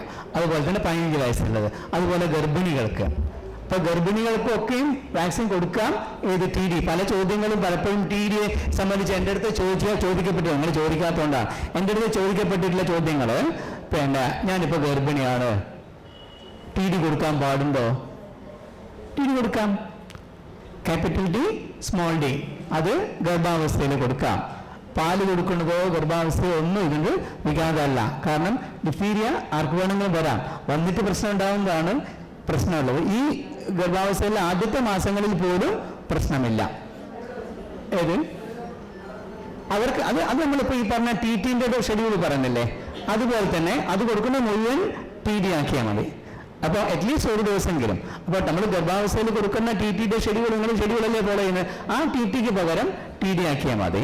പിന്നെ ഈ പറഞ്ഞ വൂപ്പിംഗ് കോഫ്, ഇപ്പം നമ്മൾ ഒരു IAP Indian academy of pediatrics ഒക്കെ പറയുന്നത് എന്താണെന്നറിയോ, ന്യൂബോൺ പീരീഡിലെ നവജാത ശിശുക്കളിലുള്ള കൊക്കക്കൊര കൂടി വരുന്നു. നവജാത ശിശുക്കളിൽ കൊക്കക്കൊര കൂടുതൽ വരുന്നു എന്നുള്ള കാര്യം. നവജാത ശിശുക്കളുടെ നമ്മളൊരു പ്രൊട്ടക്ഷൻ കൊടുക്കുന്നില്ലല്ലോ. എപ്പോഴാണ് നമ്മൾ കൊടുത്തു തുടങ്ങുന്നത്? 6 ആഴ്ച, 10 ആഴ്ച, 14 ആഴ്ച. അപ്പോൾ പ്രൊട്ടക്ഷൻ കിട്ടുന്നത് 10 ആഴ്ചക്ക് അപ്പുറത്തേക്കാകുമ്പോഴത്തേക്കായിരിക്കും പ്രൊട്ടക്ഷൻ കിട്ടുക. അപ്പോൾ ന്യൂബോൺ പീരീഡിൽ വൂപ്പിംഗ് കോഫ് കൂടി വരുന്നുണ്ട്, അമ്മമാർക്ക് പ്രതിരോധമില്ല. അവിടുന്ന് അങ്ങനെ പറഞ്ഞിട്ട് എന്താ വാക്സിനാണ് അവർ പറയുന്നത്? TDAP കൊടുക്കാൻ, പ്രഗ്നൻസിയിലുള്ള എല്ലാവർക്കും. അത് നമ്മുടെ രാജ്യം പോലുള്ള ആളുകൾക്ക് ഇപ്പം പറയാറായിട്ടില്ല. നമ്മളിപ്പം 1000 രൂപയുള്ളൊരു വാക്സിൻ വെച്ചിട്ട് ഒരു പ്രഗ്നൻ്റ് ആയിട്ടുള്ള എല്ലാവർക്കും അത് കൊടുക്കണമെന്ന് പറയാനുള്ള ഒരു സമയമായിട്ടില്ല. കൊടുക്കാൻ പറ്റുന്നവർക്ക് അതൊക്കെ ശരി തന്നെയാണ്, കൊടുക്കാവുന്നതാണ്. വൂപ്പിംഗ് കോഫിന് പ്രൊട്ടക്ഷൻ കിട്ടും. എൻ്റെ മാഡത്തിൻ്റെ ചോദ്യം എന്ന് പറഞ്ഞത് പോളിയോ 1 വയസ്സിന് ശേഷം കൊടുക്കാൻ പ്രായോഗികമായിട്ടുള്ള ഇതിന് പറ്റില്ല. അപ്പോൾ അതിൻ്റെ അകത്ത് ഒരു ചോദ്യം വരുന്നത്, നമുക്കിപ്പോൾ ഹേർഡ് ഇമ്മ്യൂണിറ്റി എവിടെയും ബാധകം തന്നെയാണ്. രണ്ടാമത്തെ കാര്യം ടൈപ്പ് 2 ഇല്ല, അത്രയേറെ നമ്മൾ ഭയപ്പെടേണ്ട ആവശ്യമില്ല. ഇപ്പം ഇത്രയും ആളുകൾക്ക് നമ്മൾ കൊടുക്കുമ്പോൾ ഇത് അപൂർവമായിട്ടുള്ളൊരു കേസല്ലേ. ആ കുട്ടിക്ക് ഇപ്പോൾ 1 വയസ്സിന് ശേഷം നമ്മളിപ്പോൾ കൊടുക്കണമെന്ന് പറഞ്ഞിട്ട് പോളിസി മാറ്റാൻ പറ്റില്ല. ആ കുട്ടികൾക്ക് ഏതൊക്കെയാണോ വാക്സിൻ എടുക്കാത്തത് ആ വാക്സിൻ ആ സമയത്തോട്ട്, അതായത് സ്കിപ്പായി പോയിട്ടുള്ള ആൾക്കാർക്ക് നമ്മൾ ലേറ്റ് ആയിട്ട് വന്നാൽ എന്തൊക്കെ കൊടുക്കാൻ പറ്റും എന്നുള്ള കാര്യം ഉണ്ടല്ലോ, അതിനനുസരിച്ചുള്ള വാക്സിനുകൾ നമ്മൾ ഓരോന്നായിട്ട് കൊടുക്കുക. 1 വയസ്സിന് ശേഷം പദ്ധതി പ്രകാരം ഇല്ല.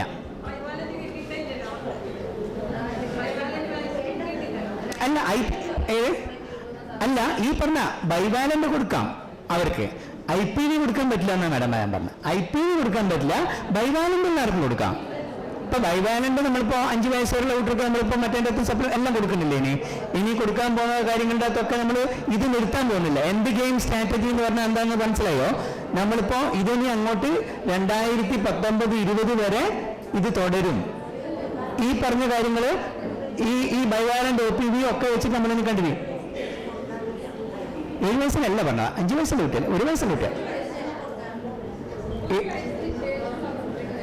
1 വയസ്സുള്ള കുട്ടിക്ക് ബൈവാലന്റ് പോളിയോ, IPV ഇല്ല, ബൈവാലന്റ് പോളിയോ കൊടുക്കാം. എന്താ ചോദ്യം മാഡം? സാർ, എൻ്റെ ഏരിയയിൽ ഒരു അൺഇമ്മ്യൂണൈസ്ഡ് കുട്ടിയുണ്ട്. അപ്പോൾ അവർക്ക് ബോധവൽക്കരണം എന്ന് പറഞ്ഞല്ലോ നമ്മൾ, അവർക്ക് അതിനെക്കുറിച്ച് അറിയാത്ത ആൾക്കാരല്ല. നമ്മളെക്കാൾ കൂടുതൽ ഈ വാക്സിൻ എടുക്കാതിരുന്നുള്ള ദോഷങ്ങളും ആ വാക്സിനിൽ എന്താ കണ്ടൻസ് എല്ലാ കാര്യങ്ങളും കൃത്യമായിട്ട് അവർ നെറ്റ് സെർച്ച്, സോഷ്യൽ മീഡിയാസ് വഴി നെറ്റൊക്കെ സെർച്ച് ചെയ്തിട്ട് എല്ലാ ഡോക്യുമെന്റ്സും അവർ നമുക്ക് കാണിച്ചു തരികയാണ്. പക്ഷെ അവർക്ക് അവരുടെ കുട്ടിക്ക് എടുക്കാൻ താല്പര്യമില്ല. അപ്പോൾ ഒരു ബോധവൽക്കരണം എന്നതിലുപരി ഇതിപ്പോൾ നമ്മൾ ചെന്ന് പറയുമ്പോൾ നമ്മുടെ ആവശ്യം മാത്രമായിട്ടാണ് അവർ, നിങ്ങൾക്ക് എന്താ ഇതുകൊണ്ട് ലാഭം കിട്ടാൻ പോകണം എന്നുള്ളൊരു ചോദ്യമാണ് അവർ നമ്മളോട് ചോദിക്കുന്നത്. ഞങ്ങളുടെ മെഡിക്കൽ ഓഫീസർ അടക്കം പോയിട്ട് ഒരു ഇരിക്കാൻ ഒരു കസേര പോലും കൊടുക്കാതെ നമ്മൾ പറയുന്നത് കേൾക്കാം, ഞങ്ങൾക്ക് എല്ലാം അറിയാം എന്നാണ് അവർ പറയുന്നത്. പക്ഷെ ഞങ്ങളുടെ കുട്ടിക്ക് കുത്തിവെപ്പെടുക്കാൻ താല്പര്യമില്ല. അപ്പം നേരത്തെ ആ സാറ് പറഞ്ഞ പോലെ നമ്മുടെ ഡിപ്പാർട്ട്മെന്റ് മാത്രമല്ല, എഡ്യൂക്കേഷൻ ഡിപ്പാർട്ട്മെന്റും കൂടി അവരും കൂടി സഹകരിച്ച് ബർത്ത് സർട്ടിഫിക്കറ്റിന്റെ കൂടെ ഇമ്മ്യൂണൈസേഷൻ കാർഡും കൂടി സബ്മിറ്റ് ചെയ്താലേ സ്കൂളുകളിൽ അഡ്മിഷൻ കൊടുക്കും എന്നൊരു നിർബന്ധം വന്നാൽ തന്നെ സാറേ 10% കവറേജ് നമുക്ക് കിട്ടുമെന്നാണ് ജസ്റ്റ് ഒരു അഭിപ്രായമാണ്. പിന്നെ ഇതുപോലെ അതൊരു കേസ്. പിന്നെ ഉള്ളത് എഡ്യൂക്കേഷൻ തീരെ ഇല്ലാത്ത ഫാമിലി, അവർക്ക് നമ്മൾ ഡ്രോബാക്സ് പറഞ്ഞു കൊടുക്കാൻ ചെന്ന് കഴിഞ്ഞാൽ അത് കേൾക്കാൻ പോലുള്ള താല്പര്യം ഇല്ലാതെ, നമ്മളോട് തീരെ താല്പര്യമില്ലാത്ത പോലെ, നമ്മൾ ചെല്ലുമ്പോൾ തന്നെ അവർക്ക് എന്തോ ഒരു ദേഷ്യമുള്ള പോലെ അങ്ങനെ കാണിക്കുകയാണ്. അത് അവർക്ക് ഒന്നും കേൾക്കാനുള്ളൊരു വില്ലിങ് അല്ല. അവരെ നമ്മൾ എങ്ങനെ ബോധവൽക്കരിക്കും? അങ്ങനെ ഒരു കാര്യം. പിന്നെ ഞാൻ ഇതുപോലെ തന്നെ ഒരു വീട്ടിൽ വന്നപ്പോൾ അവർ പറയണത് VPD വാക്സിൻ പ്രിവെന്റബിൾ ഡിസീസ് എൻ്റെ കുട്ടിക്ക് വന്നാൽ അതിന്റെ ഉത്തരവാദിത്തം ഞാൻ ഏറ്റെടുക്കും, എൻ്റെ കുട്ടിക്ക് എന്തും വന്നോട്ടെ. അപ്പൊ ഞാൻ പറഞ്ഞു നിങ്ങൾക്ക് സ്കൂളിൽ നിങ്ങൾ സമൂഹത്തോട് ചെയ്യുന്നത് ഒരു തെറ്റായ കാര്യമാണ്, സമൂഹത്തിനെതിരെ നിങ്ങൾ പ്രവർത്തിക്കണം എന്ന് പറയുമ്പോൾ മറ്റുള്ള കുട്ടികളെല്ലാം ഇമ്മ്യൂണൈസ്ഡ് ആണല്ലോ, അവർ ഓൾറെഡി അവർക്ക് അതിന് പ്രൊട്ടക്ഷൻ ഉണ്ടല്ലോ. അപ്പൊ എൻ്റെ കുട്ടീനെ സ്കൂളിൽ ചേർത്ത് കഴിഞ്ഞാൽ എങ്ങനെ മറ്റുള്ള കുട്ടികൾക്ക് വരണേ?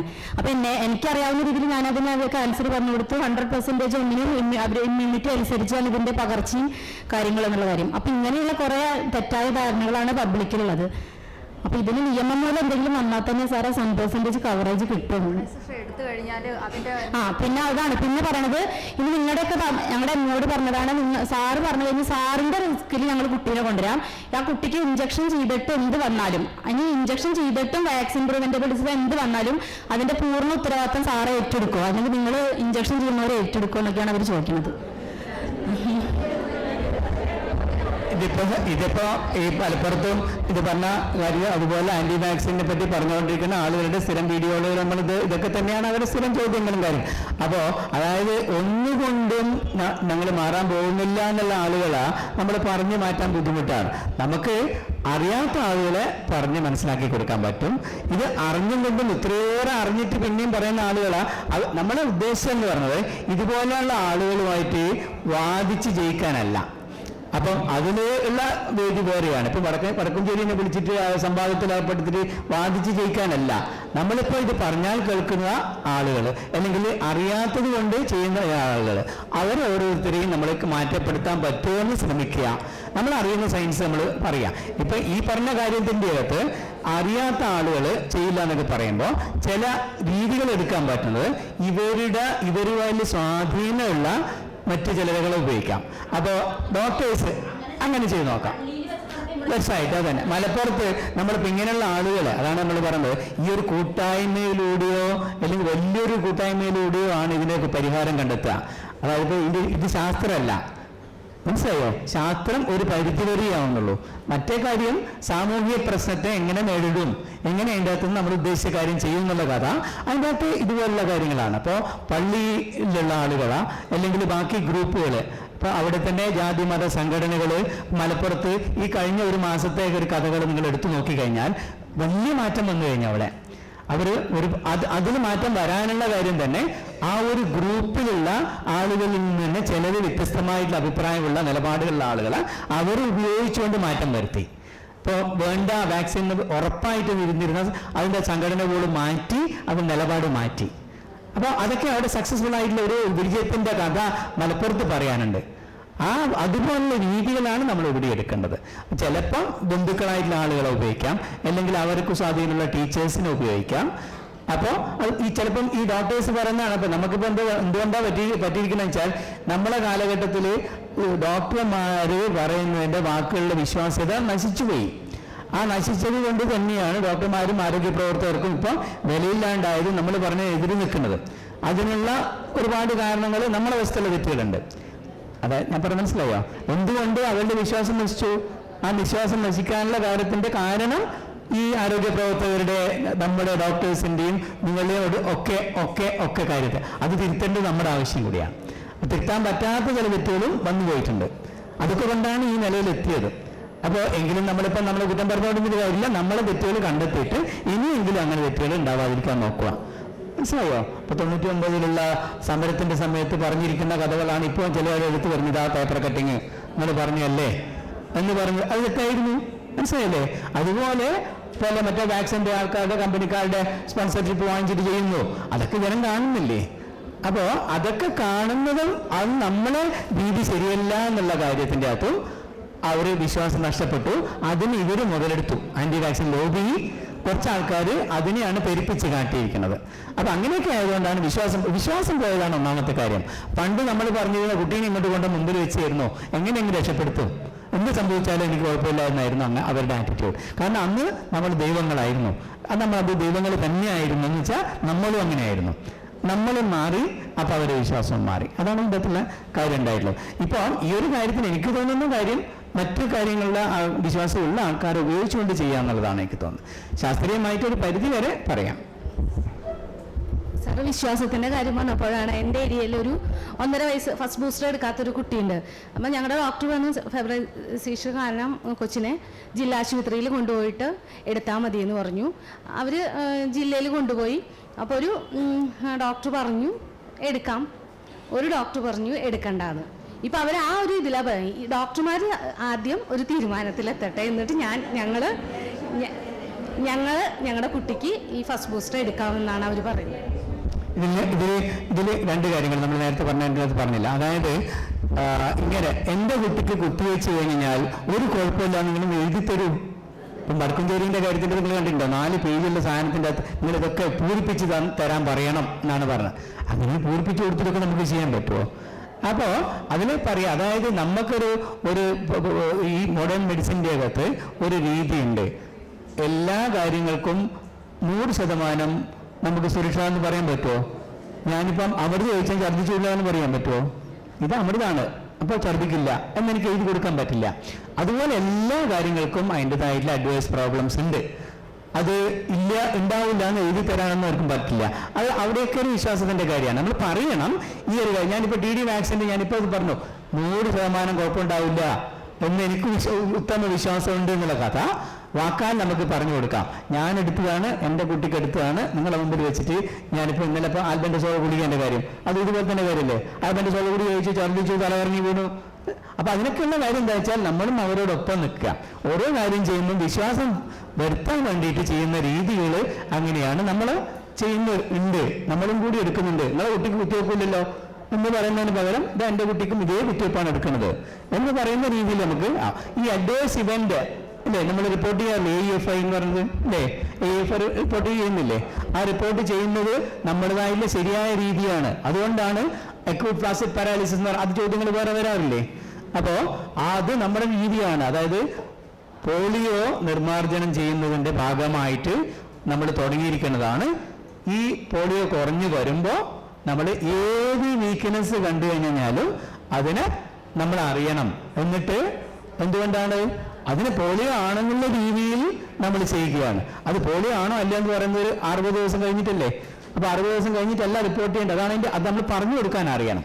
അപ്പോൾ എല്ലാ വാക്സിൻ അനുബന്ധമായിട്ട് വരുന്ന പ്രശ്നങ്ങളും അത് അറിയിക്കാനും അത് അറിയിച്ചതിന് ശേഷം ഒരു വിദഗ്ധ സമിതി അതിനെപ്പറ്റി ചർച്ച ചെയ്തിട്ട് അത് വാക്സിനായിട്ട് ബന്ധപ്പെട്ടതാണോ അല്ലയോ എന്ന് നമ്മൾ ചർച്ച ചെയ്തിട്ട് ചെയ്യാൻ വേണ്ടിയിട്ടുള്ളൊരു രീതി നമുക്കുണ്ട്.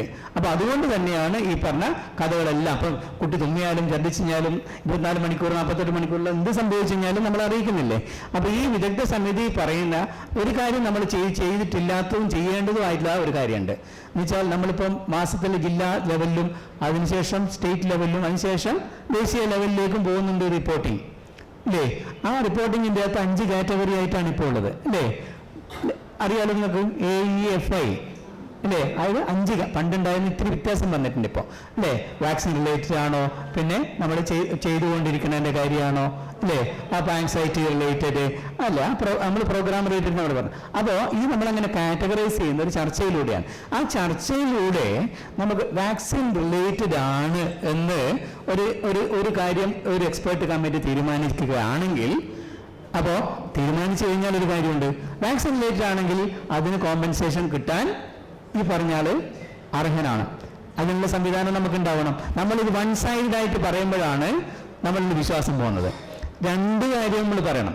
എൻ്റെ കുട്ടിക്ക് വാക്സിൻ എടുത്തു, ഈ പ്രശ്നം ഞാൻ റിപ്പോർട്ട് ചെയ്തു, അത് വിദഗ്ധമായിട്ട് ചർച്ച ചെയ്യുന്നതിൻ്റെ അകത്ത് അത് ഡോക്ടർമാരായി മാറാൻ പാടില്ല. അവിടെ എക്സ്പെർട്ട് കമ്മിറ്റി അൺബയസ്ഡ്, 2 വശത്തും ജഡ്ജസിന്റെ മാതിരി ഇതിൽ എവിടെയാണ് തെറ്റില്ലായിരുന്നെങ്കിൽ തെറ്റില്ലായിരുന്നു, ഇത് തെറ്റുണ്ടായിരുന്നു, ഈ വാക്സിൻ റിലേറ്റഡ് അങ്ങനെ സംഭവം വന്നാൽ അതിന് അയാൾക്ക് കോമ്പൻസേഷൻ കൊടുക്കാനുള്ള ഒരു രീതിയും കൂടി ഉണ്ടാവണം. ആ സംവിധാനങ്ങൾ അതിനെ അടിച്ചിട്ട് നമ്മൾ അത് പറ്റില്ല എന്ന് പറയാൻ പാടില്ല. അപ്പൊ അത് ഉണ്ടാവണം തന്നെയാണ് എൻ്റെ അഭിപ്രായം.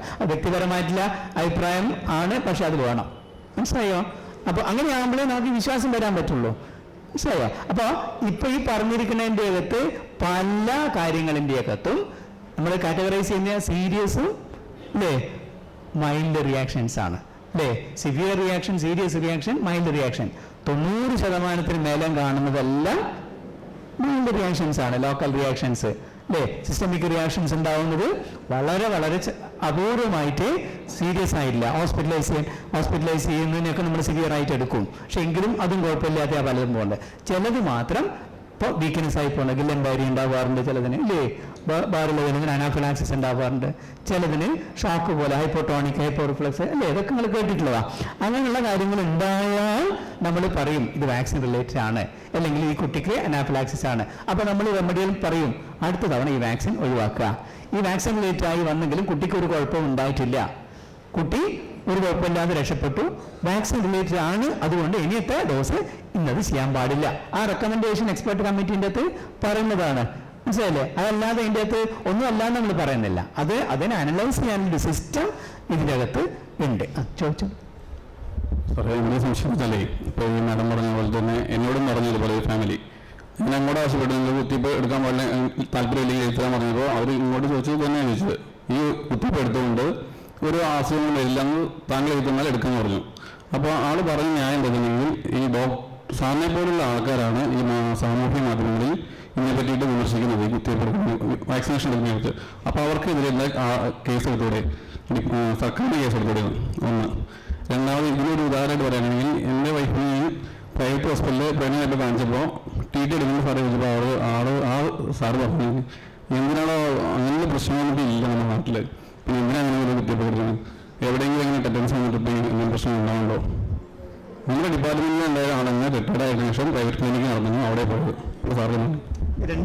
ഈ ചോദ്യത്തിൻ്റെ രണ്ട് ചോദ്യം ഇതുപോലെ തന്നെ, അതായത് വ്യത്യസ്തമായിട്ടുള്ള അഭിപ്രായം ഉണ്ടാവാൻ പാടില്ല.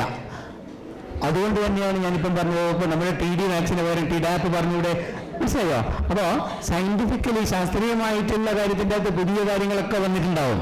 പക്ഷെ നമ്മൾ പൊതുവായിട്ട് ഒരു രീതി എടുത്തു കഴിഞ്ഞാൽ അത് തന്നെ പറയാൻ പാടുള്ളൂ. അപ്പോൾ നമ്മൾ പ്രഗ്നന്റ് ലേഡീസിന് ഒരു ഗൈഡ് ലൈൻസ് വെച്ചിട്ടല്ലേ നമ്മൾ ചെയ്യുന്നത്. അപ്പോൾ അത് തന്നെ ശരിയുള്ളൂ. മറ്റൊരാൾ അങ്ങനെ പറഞ്ഞിട്ടുണ്ടെങ്കിൽ തീർച്ചയായിട്ടും അത് റിപ്പോർട്ട് ചെയ്യുകയും അങ്ങനെ അദ്ദേഹം പറഞ്ഞിട്ടുണ്ടെങ്കിൽ അദ്ദേഹത്തിനെതിരെ നമുക്ക് അത് നടപടികൾ എടുക്കാനുള്ള ഇതുണ്ടാവണം. അങ്ങനെ പറഞ്ഞു എന്നുള്ള എവിഡൻസ് വേണം. അപ്പോൾ വിവരാവകാശ നിയമപ്രകാരം DHS കൊടുത്തേക്കുന്ന ഒരു ഇതാണ്. അതിൽ വിവരാവകാശ നിയമപ്രകാരം DHSൻ്റെ അടുത്ത് ചോദിച്ചിരിക്കുന്ന ചോദ്യങ്ങളും അതിനുള്ള ഉത്തരങ്ങളുമാണ് ഇതിലുള്ളത്. 5 വയസ്സിന് താഴെയുള്ള മുഴുവൻ കുട്ടികൾക്കും നിർബന്ധമായും പോളിയോ തുള്ളിമരുന്ന് കഴിക്കണം എന്ന് ആരോഗ്യവകുപ്പ് ഉദ്യോഗസ്ഥർ പറയുന്നു. ഇത് ശരിയാണോ? DHSൻ്റെ ആൻസർ ശരിയല്ല. പോളിയോ തുള്ളിമരുന്ന് നിയമം മൂലം നിർബന്ധമാക്കിയിട്ടുണ്ടോ? ഉത്തരം ഇല്ല. എൻ്റെ കുഞ്ഞിന് തുള്ളിമരുന്ന് കൊടുക്കാതിരുന്നാൽ എന്തെങ്കിലും കുഴപ്പം നിയമ നടപടി ഉണ്ടാവുമോ? ഉത്തരം ഇല്ല. എൻ്റെ കുഞ്ഞിനെ തുള്ളിമരുന്ന് കൊടുക്കണമെന്ന് ഞാൻ വാക്കാൽ, തുള്ളിമരുന്ന് കൊടുക്കണ്ട എന്ന് ഞാൻ വാക്കാൽ പറഞ്ഞാൽ മതിയോ, അതോ രേഖാമൂലം എഴുതി നൽകണമോ? വാക്കാൽ പറഞ്ഞാൽ മതി. ഇത് DHS എഴുതി കൊടുത്തിരിക്കുന്ന ആൻസർ. അതായത് ഇതിനെ മനസ്സിലാക്കേണ്ട കാര്യം, അതായത് വിവരാവകാശ കാര്യത്തിൻ്റെ അകത്തൊരു ചോദ്യം ചോദിക്കുകയും അതിനെ അടിസ്ഥാനപ്പെടുത്തിയിട്ട് നമ്മൾ ഈ ഒരു ഉത്തരത്തിനെ വെച്ചിട്ട് നമ്മൾ എടുക്കുമ്പോൾ അതൊരു ഒരു തരത്തിലും സത്യമായിട്ട് നമ്മൾ അഡ്വക്കേറ്റ് ചോദിച്ച് കൊടുക്കുന്ന മാതിരിയാണ്. നിങ്ങൾ ചെയ്തിട്ടുണ്ടോ? ഇല്ല. ആ രീതിയിൽ ചോദ്യം ചെയ്ത് ആരെയും ട്രാപ്പ് ചെയ്യാന്ന് മാത്രം. ഇതുകൊണ്ട് അപ്പം ആ പറഞ്ഞിരിക്കുന്ന ആൻസർ ശരിയാണോ ചോദിച്ചു ശരിയല്ലേ? നിർബന്ധമാക്കിയിട്ടുണ്ടോ? ഇല്ല, നമ്മൾ നിർബന്ധമാക്കിയിട്ടില്ല. അതേസമയം മറ്റെന്താ രണ്ടാമത്തെ ചോദ്യം തരൂ, വാക്കാൽ കൊടുത്താലും മതി, അങ്ങനെയല്ലേ ഉള്ളൂ. ഈ പറഞ്ഞ ആ ഉത്തരങ്ങളെല്ലാം ശരി തന്നെയാണ്. അപ്പൊ ആ ശരി ഉത്തരങ്ങൾ വെച്ചുകൊണ്ട് ഒരെണ്ണത്തിനെതിരെ വാദിക്കാൻ ഒരു കാര്യമായിട്ടുള്ളൊരു ബലമായിട്ടൊരു സംഭവം അല്ല. ഈ പറഞ്ഞത് നിയമപരമായിട്ട് ചെയ്യുകയാണെങ്കിൽ അതാണ് വേണ്ടത്. പക്ഷേ സർക്കാരിന് അങ്ങനെ നിയമപരമായിട്ട് ഒരു കാര്യം ചെയ്യാൻ അല്ലെങ്കിൽ ഓർഡർ ഇടാൻ അതിനുള്ള പരിമിതികളും നമ്മൾ കണക്കിലെടുക്കണം. അപ്പോൾ ഈ മൗലികാവകാശം എന്നെല്ലാം പറഞ്ഞ എല്ലാ കാര്യങ്ങളും ആലോചിച്ചുകൊണ്ട് മാത്രമേ സർക്കാരിന് തീരുമാനിക്കാം. സർക്കാരാണ് തീരുമാനിക്കേണ്ടത്. അപ്പം അങ്ങനെ ഉണ്ടാവുകയാണെങ്കിൽ നല്ലത് തന്നെ. സാർ, നമ്മൾ റുബെല്ല വാക്സിനേഷൻ നടത്തിയിരുന്നു കഴിഞ്ഞ വർഷങ്ങളിൽ സ്കൂളിലൊക്കെ. അപ്പോൾ അതുമായി ബന്ധപ്പെട്ട ഒരു ക്വസ്റ്റ്യനാണ്. അതായത് ഡെവലപ്ഡ് കൺട്രീസിലൊക്കെ ഈ റുബെല്ല വാക്സിനേഷൻ നടത്തുന്നില്ല. അതുണ്ടായ കുട്ടികളെ ഹേർഡ് ഇമ്മ്യൂണിറ്റി കിട്ടാൻ വേണ്ടി അവരുമായിട്ടൊന്ന് ആലിംഗനം ചെയ്യണമെന്ന് പറഞ്ഞത്. അങ്ങനെ എവിടെയെങ്കിലും നടക്കുന്നുണ്ടോ? അമേരിക്കൻ കൺട്രീസിലാണ് നടക്കുന്നുണ്ടോ? അതായത് ഈ പറഞ്ഞ കഥ നമ്മൾ നല്ലൊരു കഥയാണ് ഈ പറഞ്ഞത്. അതായത് നമ്മൾ റുബെല്ല വാക്സിൻ എന്ന് പറഞ്ഞ കഥ വരുന്നതിന് മുമ്പ് നമ്മൾ റുബെല്ലനെ അറിയാം, മീസിൽസ് അറിയാലോ. മീസിൽസുമായിട്ട് ഒരു സാമ്യമുള്ള ഒരു കഥ വന്ന് പനി വന്ന് ഒന്ന് പൊന്തി ചെറിയ ഗ്ലാൻഡ് കൂടെ വന്നിട്ട് പോയിപ്പോണ കാര്യമാണ്. അത് മീസിൽസ് അല്ലെന്ന കാര്യം തിരിച്ചറിഞ്ഞു. അപ്പോൾ അത് കഴിഞ്ഞതിന് ശേഷം ഒരുപാട് കാലം കഴിഞ്ഞപ്പോൾ ഈ ജന്മവൈകല്യങ്ങളും നമ്മൾ നേരത്തെയും കണ്ടിട്ടുണ്ടായിരുന്നു.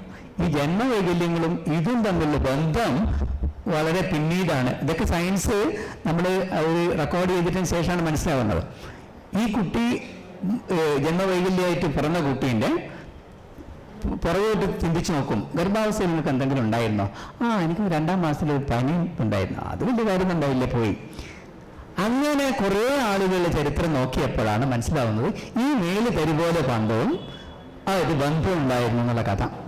അങ്ങനെയാണ് ഈ കൺജന്റൽ റുബെല്ല സിൻഡ്രോം, റുബെല്ല എന്ന അസുഖം ഒരു പ്രശ്നമില്ലാതെ മാറുന്നതാണെങ്കിലും ഈ അസുഖം ഗർഭിണികൾക്ക് വന്ന കുട്ടികൾക്ക് ജന്മവൈകല്യം ഉണ്ടാവുന്നു. അത് കഴിഞ്ഞ നൂറ്റാണ്ടുകളിൽ മുമ്പേ കണ്ടെത്തിയതായി കാര്യം. ആ കണ്ടെത്തിയതിന് ശേഷം അന്ന് വാക്സിനും ഇല്ല, ഒന്നുമില്ല. മനസ്സിലായോ? ആ വാക്സിൻ ഇല്ലാത്ത സമയങ്ങളിൽ ഈ ഒരു വളരെ ബുദ്ധിപരമായിട്ടുള്ളൊരു കാര്യമായിരുന്നു റുബെല്ല പാർട്ടീസ്. റുബെല്ല പാർട്ടീസ് എന്താണ് എന്നുവെച്ചാൽ, എങ്ങനെയെങ്കിലും ഒരു കാരണവശാൽ ഒരു കുട്ടിക്ക് ഇങ്ങനെ പൊന്തിയതായിട്ട് അറിഞ്ഞിട്ടുണ്ടെങ്കിൽ ആ നാട്ടിലുള്ള 10 വയസ്സിന് ശേഷമുള്ള പെൺകുട്ടികളെ, കല്യാണം കഴിച്ചിട്ടില്ലാത്ത കുട്ടികളെ, ഗർഭവതികളായിട്ടില്ലാത്ത ആൾക്കാരെയും മുഴുവൻ ആ വീട്ടിലേക്ക് വിളിച്ചുകൊണ്ടിരിക. എന്നിട്ട് ചായ സൽക്കാരം നടത്തുക. അത് പറഞ്ഞാൽ ആലിംഗനം ചെയ്യുന്നില്ലെങ്കിലും ഇടപഴകാനുള്ള ഒരു സാഹചര്യം ഉണ്ടാക്കി കൊടുക്കുക.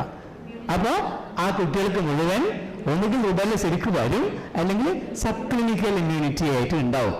അപ്പൊ ഈ സംഭവം റുബെല്ല വാക്സിൻ വരുന്നതിന്റെ എത്രയോ മുമ്പ് തന്നെ ആ ആശയം അന്ന് ഉപയോഗിച്ചിരുന്നു എന്നുള്ളതാണ്. റുബെല്ല അതിനുശേഷം എപ്പോഴാണ് വന്നത് വാക്സിൻ? 71 ഈ സംഭവം വരുന്നത്, റുബെല്ല വാക്സിൻ വരുന്നത്. അപ്പൊ റുബെല്ല വാക്സിൻ വരികയും അത് വെസ്റ്റേൺ കൺട്രീസിൽ മുഴുവൻ അത് ഉപയോഗിച്ച് ആ സാധനങ്ങൾ കുറച്ച് കൊണ്ടുവന്നു. അപ്പൊ നമ്മളെ രാജ്യത്ത് ആ 78 നമ്മൾ തുടങ്ങിയിട്ടില്ല. ഈ പറഞ്ഞതിൻ്റെ അകത്ത് റുബെല്ല വന്നിട്ടില്ല. പിന്നീടാണ് നമ്മൾ ഉപയോഗിച്ചു തുടങ്ങിയ റുബെല്ല. അന്ന് ഈ EPIൻ്റെ അകത്ത് പെട്ടിട്ടില്ല, എങ്കിലും അത് അവൈലബിൾ ആയിരുന്നു. അത് ഉപയോഗിച്ച് തുടങ്ങി നമ്മളൊക്കെ ഉപയോഗിച്ചുകൊണ്ടിരുന്ന കുട്ടികൾക്ക് എത്രയോ MMR വാക്സിന് കൊടുത്തുകൊണ്ടിരുന്നതാണ്. അപ്പോൾ അതിനുശേഷം നമുക്ക് ഇത്രയേറെ കാലഘട്ടങ്ങളിലായിട്ടും 30 കൊല്ലം 40 കൊല്ലമായിട്ടും ഉപയോഗിച്ചുകൊണ്ടിരുന്ന ഒരു കുഴപ്പവും റുബെല്ല വാക്സിൻ ഉപയോഗിച്ചിട്ടുണ്ടായില്ല. ഈ 2013 നമ്മൾ തുടങ്ങിയത്. 2013 അല്ലേ, അഡോളസെന്റ് വീക്ക്ലി അയൺ ഫോളിക് ആസിഡും റുബെല്ലയും വെറുതെ കൊടുത്തു കഴിഞ്ഞാലാണ് ആളുകൾ കുറ്റം കണ്ടെത്തുക എന്നുള്ളതാണ് മനസ്സിലാക്കേണ്ടത്. അത് നമ്മളെ മലയാളികൾക്കുള്ള പ്രത്യേകതയാണ്. അപ്പോൾ ഈ 35 കൊല്ലം ഞാൻ ഇന്ന് എത്രയോ കുട്ടികൾക്ക് കൊടുത്തിട്ടുള്ളതാണ്. ഒരു കുഴപ്പവും കുട്ടികൾക്ക് ഉണ്ടാവാറുമില്ല. കൊടുത്തിരിക്കുന്ന കുട്ടികൾക്ക് 3 ദിവസം കഴിഞ്ഞാൽ ഒന്ന് ചെറിയ പനി ഉണ്ടാവും, തരിയായിട്ട് പൊന്തും. അപ്പോൾ ഇമ്മ്യൂണിറ്റി കിട്ടുകയും ചെയ്യും, ഒരു കുഴപ്പമില്ലാണ്ട്. അന്ന് 75 ഉറുപ്പ്യ വില ഉണ്ടായിരുന്നു, പിന്നെ 40 ഉറുപ്പ്യ വിലയുള്ള വാക്സിനായിരുന്നു. ഒരു കുഴപ്പം ഉണ്ടാവാറില്ല. ഇത് വെറുതെ കൊടുത്തു തുടങ്ങിയപ്പോൾ തുടങ്ങിയ റെസിസ്റ്റൻസ്, ഇത് കൊടുത്തിട്ടാണ് പ്രശ്നം ഉണ്ടായത്. അയൺ ഫോളിക് ആസിഡ് കൊടുത്തതിൻ്റെ കണ്ടില്ല നിങ്ങൾ? എത്ര യൂസ്ഫുൾ ആയിട്ടുള്ള ഒരു പ്രോഗ്രാമാണ് നോക്കൂ. പക്ഷേ ഭാഗ്യത്തിന് ഈ ഇന്നലത്തെ മിനിയാന്നത്തെ ആൽബൻഡസോളിൻ്റെ പ്രോഗ്രാം കണ്ടോ? തൃശ്ശൂരിലെത്തത് എനിക്ക് ഞാൻ പറഞ്ഞ പോലെ നിങ്ങളെ പറ്റി അഹങ്കരിക്കേണ്ട ഒരു സ്ഥിതിയാണ്. 6 ലക്ഷത്തിൽ 3.5 ലക്ഷത്തിന് നിങ്ങൾക്ക് കൊടുക്കാൻ പറ്റി തൃശ്ശൂർ ജില്ലയിൽ. മനസ്സിലായോ? തൃശ്ശൂർ ജില്ലയിൽ 3.5 ലക്ഷത്തിന് ഒരു ദിവസം കൊണ്ട് ആൽബൻഡസോൾ കൊടുക്കാൻ പറ്റി എന്നുള്ള കാര്യം. എറണാകുളം ജില്ലയിൽ ഇംഗ്ലീഷ് മീഡിയം പല സ്കൂളുകളിലും കൊടുത്തില്ലാത്തതിൻ്റെ അകത്ത് ഒരു ആക്ഷൻ എടുക്കേണ്ട കാര്യമുണ്ട്. കാരണം സ്കൂൾ അധികൃതർ അങ്ങനെ ഒരു നിലപാടെടുക്കാൻ പാടില്ല. സ്കൂൾ അധികൃതർ അങ്ങനെ ഒരു നിലപാടെടുത്തുകൊണ്ടാണ് അവിടെ സക്സസ് ഇല്ലാണ്ടായത്. അതായത് ഇൻഡിവിജ്വൽ ലെറ്റർ കൊടുത്തിട്ട് പെർമിഷനോ ഇല്ലയോ എന്നുള്ള കാര്യം കൊടുത്തു കഴിഞ്ഞാൽ പിന്നെ എന്തിനാ PTA എന്താ റോള്? PTA മേലെയാണ് കുട്ടികളുടെ രക്ഷിതാക്കൾക്ക് കടലാസ് കൊടുക്കുന്നു, രക്ഷിതാക്കൾ പറയുന്നത് കൊടുത്തോളൂ എന്ന് പറഞ്ഞു കഴിഞ്ഞാൽ പിന്നെ അതിൻ്റെ മേലെ എന്താ PTA കാര്യം? അപ്പോൾ ആ സ്കൂളിൽ കുറച്ചെങ്കിലും ആളുകൾക്ക് കൊടുക്കാൻ പറ്റേണ്ടിയിരുന്നു. ഒറ്റ ആൾക്ക് കൊടുത്തില്ല എന്ന് പറയുന്നുണ്ടെങ്കിൽ അത് ശരിയല്ല. അങ്ങനെ ഒരു സ്കൂൾ പോലും ഉണ്ടായില്ല അല്ലേ തൃശ്ശൂർ ജില്ലേൻ്റെ അകത്ത്. അത്രയും ലക്ഷങ്ങൾ കൊടുത്തു എന്നുള്ള കാര്യം 2 തരത്തിലാണ് ഉപയോഗം. ഒന്ന് ഇത് ചെയ്യാൻ പറ്റി. അത് വിശ്വാസത്തിൻ്റെ ഒരു തിരിച്ചുവരവിൻ്റെ ലക്ഷണമാണ്. അടുത്ത വർഷം ഇനി നിങ്ങൾ ഇതേ കാര്യം റുബെല്ലയും വെച്ച് ചെയ്ത് നോക്കൂ. റുബെല്ല ഫലപ്രദമായിട്ട് ഒന്നുകൂടി ചെയ്യാൻ പറ്റും. വീക്കിലി ആൻഡ് ഫോളിക് ആസിഡ് നോക്കൂ, അത് ഇനിയും ചെയ്യാൻ പറ്റും. അപ്പോൾ അത് തിരിച്ചു വരുന്നതിന് നിങ്ങളിലുള്ള വിശ്വാസം വരുന്നുണ്ട്, നല്ല ലക്ഷണമാണത്. ഇപ്പം മലപ്പുറം ജില്ലയിൽ ഈ 1.5 മാസം കൊണ്ട് വന്നിരുന്ന മാറ്റവും തുടർന്ന് നിൽക്കും തന്നെയാണ് എൻ്റെ വിശ്വാസം. കാരണം ഇപ്പോൾ ഈ എതിര് നിൽക്കുന്ന ആളുകൾക്ക് ശക്തി കുറഞ്ഞു, അവരുടെ വാക്കുകളിലെ വിശ്വാസം കുറഞ്ഞിട്ടുണ്ട്. എന്തൊക്കെ ഇതുപോലുള്ള കാര്യങ്ങൾ വന്നാലും അതിനെതിരെയായിട്ടുള്ള വാദിക്കാനുള്ള ആളുകൾ അവരിൽ നിന്ന് തന്നെ വരുന്നു. അപ്പോൾ ഒരു കാര്യത്തിന് ഫൈറ്റ് ചെയ്യാൻ ഡോക്ടർമാർ മാത്രമല്ല, ജനങ്ങളിൽ നിന്ന് ആളുകൾ വരുമ്പോഴാണ് അത് സക്സസ്ഫുൾ ആവുക. അപ്പോൾ അതുകൊണ്ടാണ് യുവാക്കൾ, നമുക്ക് മലപ്പുറത്ത് വന്നിരിക്കുന്ന ഒരു പ്രശ്നം എന്താ, അവിടെ തന്നെ യുവാക്കളാണ് എതിര് തിരിഞ്ഞത്. അപ്പോൾ 70കളിൽ യുവാക്കളായിരുന്നു ഇതിനു വേണ്ടി മുന്നിട്ടിറങ്ങിയിരുന്നത്. എല്ലാ കാര്യങ്ങളും നല്ലത് വരണം, ശാസ്ത്രീയമായിട്ട് ചിന്തിക്കണം എന്ന് പറഞ്ഞിരുന്ന ആളുകൾ യുവാക്കളായിരുന്നു. ഇപ്പോൾ യുവാക്കളാണ് നേരെ തിരിച്ച് പറയുന്നത്. അങ്ങനെ ഒരു കാര്യം അവിടെ വന്നു, അതാണ് ഉണ്ടായത്. ഇപ്പം എനിക്ക് തോന്നുന്നത് അതിനിപ്പോൾ സസ്റ്റെയിൻ ചെയ്ത് പോകുന്നുള്ള കാര്യം. ഞാൻ ഏതോ ഒരു ചോദ്യത്തിൻ്റെ വരും. നമ്മളെ വിപ്സ് ടാബ്ലറ്റിൻ്റെ കാര്യം സാർ പറഞ്ഞില്ലേ, അത് എൻ്റെ മോനെ ഒരു പ്രശ്നം ഉണ്ടായതാണ്. എൻ്റെ മോൻ 6ാം ക്ലാസ്സിലാണ് പഠിക്കുന്നത്. അപ്പോൾ അവന് 2 ആഴ്ച മുന്നേ വിപ്സ് കൊടുത്തു അവർ. എന്നിട്ട് വൈകിട്ട് വന്നപ്പോൾ കുട്ടി ടോയ്ലറ്റിന് പോരുകയില്ല, ഭയങ്കര ബുദ്ധിമുട്ട് ഗാസ്ട്രൈറ്റിസിന്. അപ്പം എന്താണെന്ന് ചോദിച്ചു എന്നോട്. അപ്പം അവൻ പറഞ്ഞു ഒരു നീല ഗുളിക കഴിക്കാമെന്ന് ഉച്ചയ്ക്ക് ടീച്ചർ പറഞ്ഞു. അപ്പോൾ എനിക്ക് പെട്ടെന്ന് പറഞ്ഞു അപ്പോൾ ഇതായിരിക്കും വിപ്സ് കഴിച്ചിട്ടായിരിക്കും. അപ്പോൾ ഞാൻ ഹസ്ബൻഡിനോട് പറഞ്ഞു ഇങ്ങനെ ടാബ്ലറ്റ് കൊടുക്കുന്നുണ്ട്, അത് നമ്മളെല്ലാ കുട്ടികളും കൊടുക്കുന്നതാണെന്ന് പറഞ്ഞു. പക്ഷെ അന്ന് 9 മണി വരെ കുട്ടിക്ക് ഭയങ്കര പ്രശ്നമായിരുന്നു. അപ്പോൾ എൻ്റെ ഹസ്ബൻഡ് ഭയങ്കര ചൂടായി. എന്നിട്ട് ടീച്ചർ നമ്പർ ചോദിച്ചു, ടീച്ചറെ വിളിച്ചു. അപ്പോൾ അവിടുത്തെ PHC എഴുതാൻ ചോദിച്ചു. ആ PHCത്തെ ഡോക്ടറെ വിളിക്കണമെന്ന് പറഞ്ഞു. അന്നത്തെ ഹോംവർക്ക് പോയി, പഠിത്തം എല്ലാം പോയി. അപ്പൊ ഇതിന്റെ പ്രശ്നം ഉണ്ടാകുമ്പോഴായിരിക്കും വേണമെങ്കിൽ ആൾക്കാർ എതിർക്കുന്നത്. ഇത് എനിക്കുണ്ടായി അനുഭവമാണ്. നമ്മുടെ സയന്റിഫിക് ആയിട്ട് തന്നെ ചിന്തിക്കണം. അതായത് അയണും ഫോളിക് ആസിഡുമാണ് അതിൻ്റെ അകത്തുള്ളത് അല്ലേ? അയൺ ഫോളിക് ആസിഡ് അല്ലേ ഉള്ളൂ അതിൻ്റെ അകത്ത്.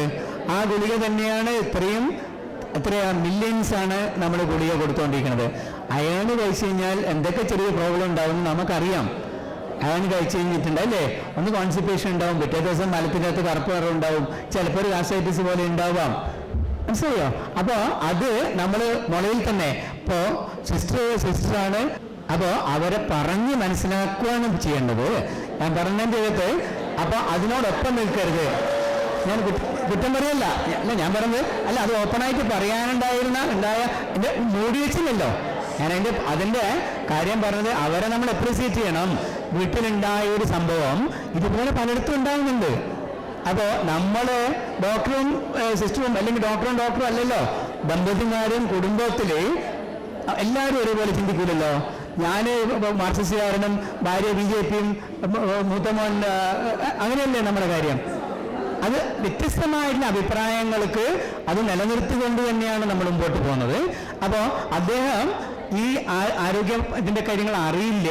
അപ്പോൾ അവരുടെ സിസ്റ്റർക്ക് തെറ്റുപറ്റിയില്ലെന്ന് ഞാൻ പറഞ്ഞത് അത് ഈ സയന്റിഫിക്കായിട്ട് പറഞ്ഞു കൊടുക്കണം. ഗുളിക നീല ഗുളിക കഴിച്ചു അപ്പം തന്നെ അത് ഒരു കാരണം നമ്മൾ ഇമോഷണലാണ് അവിടെ. ഗുളിക അതാണെന്ന് പറയുമ്പോഴത്തേക്ക് നമ്മൾ ചാടിപ്പോകുന്നതിനിപ്പോൾ സയന്റിഫിക്കായിട്ട് പറഞ്ഞു കൊടുക്കാം. ഈ ഇതിനകത്തുള്ള കണ്ടൻസ് ഇതാണ്, അയൺ ആണ്, ഫോളിക് ആസിഡ് ആണ്. ഫോളിക് ആസിഡ് എന്ന് പറഞ്ഞ കാര്യത്തിന് ഒരു കുഴപ്പമുണ്ടാവില്ല. അയൺ എന്ന് പറഞ്ഞ ഗുളികേൻ്റെ അകത്ത് അതിന് ഇത്ര മില്ലിഗ്രാം ഉണ്ട്. അത് ചില കുട്ടികൾക്കോ ചില ആളുകൾക്കോ ചെറിയൊരു ഗാസ്ട്രൈറ്റിസ് ഉണ്ടാവാം, ചിലപ്പോൾ ഒന്ന് വോമിറ്റ് ചെയ്യാം, പിറ്റേ ദിവസം കോൺസ്റ്റിപ്പേഷൻ ഉണ്ടാവാം, ചിലപ്പോൾ മലത്തിൽ കറുപ്പം ഉണ്ടാവാം, പിറ്റേ ദിവസമൊക്കെ ഒരു കുഴപ്പമില്ലാതെ പോകും. ഇത് 100 കുട്ടികൾക്ക് കൊടുത്താൽ 3 കുട്ടികൾക്ക് ഉണ്ടാവാറുള്ളതാണ്. ഇത് നമ്മൾ എന്തുകൊണ്ടാണ് ഇതെല്ലാം പറയണമെന്ന് പറയുന്നത്? ശാസ്ത്രീയമായിട്ട് വാദിക്കാൻ പാടുള്ളൂ. ഏത് കാര്യത്തിനും പറയുമ്പോൾ ഇമോഷണലായി മുമ്പോട്ട് വരാൻ പാടില്ല. നിങ്ങൾ എന്താ പറയുന്നത്? അത് അങ്ങനെ പറയരുത്. മനസ്സിലായോ? ഇത്ര % കുട്ടികൾക്ക് ഇത് ഉണ്ടാവാറുണ്ട്, പക്ഷേ ഒരു കുട്ടിക്ക് പോലും ഇതുകൊണ്ട് അപകടം ഉണ്ടായിട്ടില്ല. ഇതൊരു ദേശീയ തലത്തിൽ നടന്നുകൊണ്ടിരിക്കുന്ന ഒരു പ്രോഗ്രാമാണ്. അപ്പോൾ നമ്മൾ അതിനെ എതിര് പറയുമ്പോൾ അതിന് ഇന്ന പ്രത്യാഘാതങ്ങളുണ്ട്. മനസ്സിലായോ? അത് പറഞ്ഞ് മനസ്സിലാക്കാൻ ശ്രമിക്കുക തന്നെയേ ഉള്ളൂ. അപ്പോൾ ഇപ്പോൾ ഇതിനേക്കാളും കൂടുതലായിരുന്നില്ല DEC കൊടുത്തപ്പോൾ. DECയുടെ കാര്യത്തിൻ്റെ അകത്ത് അറിയാം അല്ലേ? DEC ചെയ്തപ്പോൾ അൽബൻഡോസ് പോലെയല്ല, അയൺ പോലെയല്ല, DEC കൊടുത്തപ്പോൾ കുറേയും കൂടി റിയാക്ഷൻസ് ഉണ്ടായിരുന്നില്ലേ, അലർജി ഉണ്ടായിരുന്നില്ലേ, ചൊറിഞ്ഞൊരിക്കൽ ഉണ്ടായിരുന്നില്ലേ? അതിന് കൺവിൻസ് ചെയ്യിപ്പിക്കാൻ കുറച്ച് ബുദ്ധിമുട്ടുണ്ടായിരുന്നു. ആ കാര്യങ്ങൾ മനസ്സിലായോ? ഈ കാര്യം 15% ആൾക്കാർക്ക് മാത്രമേ കൊണ്ടുപോയിട്ട് കഴിച്ചിട്ടുള്ളൂ. നിങ്ങൾ മനസ്സിലാക്കേണ്ടത് ആൽബൻഡസോള് മിക്കവാറും ആൾക്കാർ കൊടുത്ത ആൾക്കാർ അവിടെ വെച്ച് കഴിച്ചു. ഇത് പൊതിഞ്ഞു കൊടുത്തത് കാര്യം ആണിത്തോട്ടിൽ വലിച്ചെറിയുകയും ചെയ്തിട്ടുള്ളത് പലതും. ഈ ഗുളികകൾ വെറുതെ വേസ്റ്റ് ആയിരുന്നു ഇത് മറ്റത്, മനസ്സിലായോ?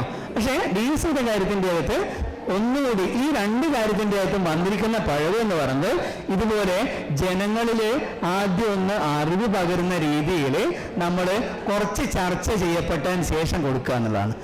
സ്കൂളിൽ പോയിട്ട് ഒന്ന് ടീച്ചർമാരെ അവരുടെ കോൺഫിഡൻസ് ഉണ്ടാക്കുക. അതുപോലെ തന്നെ ഒരു ലേഖനങ്ങളൊക്കെ വന്ന് എല്ലാവരും അറിയാം. ഇപ്പം ദൃശ്യം ശ്രാവ്യ മാധ്യമങ്ങൾ നമുക്ക് ഉപയോഗിച്ചൂടെ? അതിലൂടെയൊക്കെ പറഞ്ഞതിന് ശേഷം വേണം ഇംപ്ലിമെന്റ് ചെയ്യാൻ. അല്ലാതെ ആകുമ്പോഴാണ് ചിലപ്പം ഫെയിലിയർ ആവുന്നത്. സാറേ, പെണ്ണ വാക്സിൻ 1 വയസ്സിന് ശേഷം കൊടുക്കാൻ പറ്റുമോ? മുമ്പേ ട്രെയിനിങ്ങിന് കൊടുക്കാൻ പറ്റില്ല എന്നാ പറഞ്ഞു. ഇനി പുതിയതായി വരുന്ന കുട്ടിക്ക് അതായത് നമ്മൾ എന്തുകൊണ്ടാണ് ഈ ഓരോ വാക്സിൻ്റെയും കാര്യങ്ങൾ പറയുന്നത് വെച്ചാൽ നമ്മൾ ഓരോ അസുഖം ഉണ്ടാകുന്നൊരു കാലഘട്ടമുണ്ട്. അതായത് പെൻഡാവാക്സ് എന്ന് പറഞ്ഞതിൻ്റെ അകത്ത് എന്തൊക്കെയുള്ളത്? DPT ഉള്ള പണ്ട് ചെയ്തിരുന്നുണ്ട്, ഒപ്പം ഹെപ്പറ്റൈറ്റിസ് ഉണ്ട്, ഹിബ് ഉണ്ട്. അതിൽ ഏറ്റവും കൂടുതൽ നമ്മൾ പ്രാധാന്യം കൊടുക്കുന്നത്, എല്ലാത്തിനും പ്രാധാന്യം തന്നെ, ഇതിന് മാത്രമായിട്ട് കൊടുക്കുന്നത് ഏതാ? മെനിഞ്ചൈറ്റിസ്, ഹിബ് അല്ലേ? മെനിഞ്ചൈറ്റിസിന്റെ ഒരു പ്രത്യേകതരം മെനിഞ്ചൈറ്റിസ്, എച്ച് ഇൻഫ്ലുവൻസ മെനിഞ്ചൈറ്റിസിന്റെ സാധനം, അത് ഏറ്റവും ഉണ്ടാകുന്ന കാലഘട്ടം 1 വയസ്സ് വരെയാണ്. അപ്പൊ നമ്മൾ നേരത്തെ, അതായത് ഇപ്പൊ നാഷണൽ ഷെഡ്യൂളിൽ വരുന്നതിന് മുമ്പാ എങ്ങനെയായിരുന്നു അതിന്റെ ഷെഡ്യൂൾ എന്ന് മനസ്സിലായോ? 6 മാസത്തിന് മുമ്പാണെങ്കിൽ 3, പിന്നീടാണെങ്കിൽ 2, പിന്നീടാണെങ്കിൽ 1, മനസ്സിലായോ? അപ്പോൾ 5 വയസ്സ് വരെയുള്ളതിൻ്റെ അകത്ത് 1 ഡോസ് കൊടുക്കാം. എന്തുകൊണ്ടാണ്? മെനിഞ്ചൈറ്റിസിന്റെ ഇൻസിഡൻസ് ഇല്ലാതായി വരിക. ഏറ്റവും പ്രാധാന്യം ഉള്ള കാലഘട്ടം കഴിഞ്ഞു. അപ്പോൾ അതിനുശേഷം നിങ്ങളിപ്പോ അതുകൊണ്ട് തന്നെ ആ കാലഘട്ടം പ്രോഗ്രാമിന് ഇമ്പോർട്ടൻസ് ഇല്ല. പ്രോഗ്രാമിന് ഒരു സാധനം എടുത്തിട്ട് നമുക്ക് കൊടുക്കാൻ പറ്റില്ല. നിങ്ങൾക്ക് കൊടുക്കണമെന്നുണ്ടെങ്കിൽ വാങ്ങിച്ച് കൊടുക്കാം. പ്രോഗ്രാമിന് കൊടുക്കുന്നുണ്ട് ഏത്? 1 ഇയറിന് മുമ്പുള്ളതിന്റെ ശേഷം അല്ലേ? DPT അല്ലേ ഉള്ളൂ, പെൻ്റെ ഇല്ല. അതെ, DPT മാത്രമേ ഉള്ളൂ. പ്രൈവറ്റിൽ ചെയ്യുന്നു. അതിന് പ്രൈവറ്റിൽ നമ്മളെ ദേശീയ പദ്ധതിയിൽ ഉൾപ്പെടുത്തി കൊടുക്കുമ്പോൾ എല്ലാം കൂടി ആലോചിച്ചിട്ടാണ് ഒരു പദ്ധതി ഉണ്ടാക്കുക. പ്രൈവറ്റിൽ കൊടുക്കുന്നത് നമ്മൾ പറഞ്ഞതിന്റെ കാര്യം ഏതാണ്? 1 വയസ്സിന് മുമ്പ് എങ്ങനെ കൊടുക്കുകയും അതിൻ്റെ ഒരു ബൂസ്റ്റർ 1.5 വയസ്സിൽ കൊടുക്കുകയും ചെയ്യുന്നുണ്ട്. അതുപോലുള്ള മെനിഞ്ചൈറ്റിസിനുള്ള വേറൊരു വാക്സിൻ, ന്യൂമോകോക്കൽ വാക്സിൻ, അത് നമ്മൾ ഈ കൊല്ലം ഇല്ല, അടുത്ത കൊല്ലം ചിലപ്പോൾ വരാൻ സാധ്യതയുള്ള ഒരു വാക്സിനാണ്, പ്രാധാന്യമുള്ള വാക്സിനാണ്. അത് ഇതുപോലെ തന്നെയായിരിക്കും വരിക. മനസ്സിലായോ? അപ്പോൾ ഒരു റോട്ടാ വൈറസിനെ പറ്റി നമ്മളിപ്പം പറയാൻ വരട്ടെ, ഇത് കുറച്ചുകൂടി കഴിഞ്ഞിട്ട് പറയാം. പിന്നെ നമ്മൾ കൊടുക്കുന്ന അയൺ, സ്കൂളിൽ കൊടുക്കുന്ന അയൺ ഗുളികയും പിന്നെ ഈ വെയിൻസിന്റെ ഗുളികയൊക്കെ അവിടെ നിന്ന് അവർ കഴിക്കുന്നില്ല. പിന്നെ നമ്മുടെ അടുത്ത് വേണ്ട സിസ്റ്റർ തരുമോ, ഞങ്ങൾ വൈകുന്നേരം കഴിച്ചോളാം എന്ന് പറയുന്നു. ഒരുപാട് പേര് സ്കൂളിൽ അംഗനവാടിയിലൊക്കെ കൊടുക്കുമ്പോൾ അവർ വേണ്ട പറയുന്നു, കടയുന്നു. പക്ഷേ സിസ്റ്റർ കണ്ട സിസ്റ്റർ ഞങ്ങൾക്ക് വേണം, അത് വൈകുന്നേരം ഞങ്ങൾക്ക് തരുമോ, ഞങ്ങൾക്ക് എല്ലാവരും കഴിച്ചോളാം എന്ന് പറയുന്നു. അങ്ങനെ നമ്മൾ കൊടുക്കുമ്പോൾ ഇഷ്ടംപോലെ ആൾക്കാർ ആവശ്യക്കാരായിട്ട് വരുന്നുണ്ട്. വലിയവരടക്കം തരുമോ ചോദിക്കുന്നുണ്ട്. ഇതെല്ലാം ഓപ്പറേഷണൽ ഗൈഡ് ലൈനാണ്. നമ്മൾ കൊടുക്കുമ്പോൾ ഡയറക്ട്ലി ഒബ്സർവ്ഡ് ആണ്, നമ്മുടെ മുമ്പിൽ വെച്ച് തന്നെ കഴിക്കണം. കൊടുത്തുവിടാൻ പാടില്ല. കാരണം ഒരു കാര്യം, ചെറിയ കുട്ടികളൊക്കെ അത് വിഴുങ്ങി ആസ്പിറേറ്റ് ചെയ്താൽ നമുക്ക് ഇതായിട്ടാണ്. അത് ചവച്ചരച്ചെന്ന് കഴിക്കണം, അവിടെ വെച്ച് തന്നെ കഴിക്കുന്നതാണ് ഗൈഡ് ലൈൻ. ഇപ്പോൾ വീട്ടിൽ കൊണ്ടുപോയി കഴിച്ചിട്ട് കുഴപ്പമുണ്ടായിട്ടല്ല പറയുന്നത്. പക്ഷേ ഓപ്പറേഷണൽ ഗൈഡ് ലൈനിൽ എടുക്കാൻ കുറേ ഫാക്ടേഴ്സ് ഉണ്ട്. ചില സംസ്ഥാനങ്ങളിൽ നിന്ന് കൊടുത്തു വിട്ടിട്ട് അപകടങ്ങൾ സംഭവിച്ചിട്ടുണ്ട്. കുട്ടികൾ വിഴുങ്ങിയിട്ട് തൊണ്ടയിൽ മറ്റേ ലങ്സിലേക്ക് പോയിട്ട്, മനസ്സിലായോ? പെൻഡോവാലിൻ്റെ 1 വയസ്സിന് ശേഷം കൊടുക്കാത്തതും ഈ ഓപ്പറേഷണൽ ഗൈഡ് ലൈനാണ്. പക്ഷേ 11ാം മാസത്തിലോ 12ാം മാസത്തിലോ പെൻഡാവലന്റ് 1 തുടങ്ങുന്ന കുട്ടിക്ക് അത് കംപ്ലീറ്റ് ചെയ്യണം 13 മാസത്തിലും 14 മാസത്തിലും, മനസ്സിലായോ? അതേപോലെ തന്നെ എല്ലാ വാക്സിനുകൾക്കും ഇതേപോലെ ഓപ്പറേഷണൽ ഗൈഡ് ലൈൻ ഉണ്ട്. ആ പീരീഡിനുള്ളിൽ കൊടുത്തില്ലെങ്കിൽ അവർക്ക് കൊടുക്കാൻ പറ്റില്ല. ആ പീരീഡിനുള്ളിൽ കൊടുക്കാൻ പറ്റാത്ത ഒന്നുകിൽ പാരൻസിന്റെ കുഴപ്പം, അല്ലെങ്കിൽ നമ്മൾ അത് എത്തിക്കാത്തതിന്റെ കുഴപ്പം. ഈ 2 കുഴപ്പം ഉണ്ടാവാൻ പാടില്ല നമ്മുടെ സിസ്റ്റത്തില്. അതുകൊണ്ടാണ് ഹെപ്പറ്റൈറ്റിസ് 0 കൊടുക്കണമെങ്കിൽ 24 മണിക്കൂറിനുള്ളിൽ കൊടുക്കണം. അതിനുള്ളിൽ കൊടുത്തില്ല എന്ന് വെച്ച് കഴിഞ്ഞാൽ അത് പോയി. 0 OP കൊടുക്കണമെന്നുണ്ടെങ്കിൽ 15 ദിവസത്തിനുള്ളിൽ കൊടുക്കണം. അതിൽ കൊടുത്തില്ലെങ്കിൽ 0 OP പോയി. 1 വയസ്സിനുള്ളിൽ കൊടുക്കണം.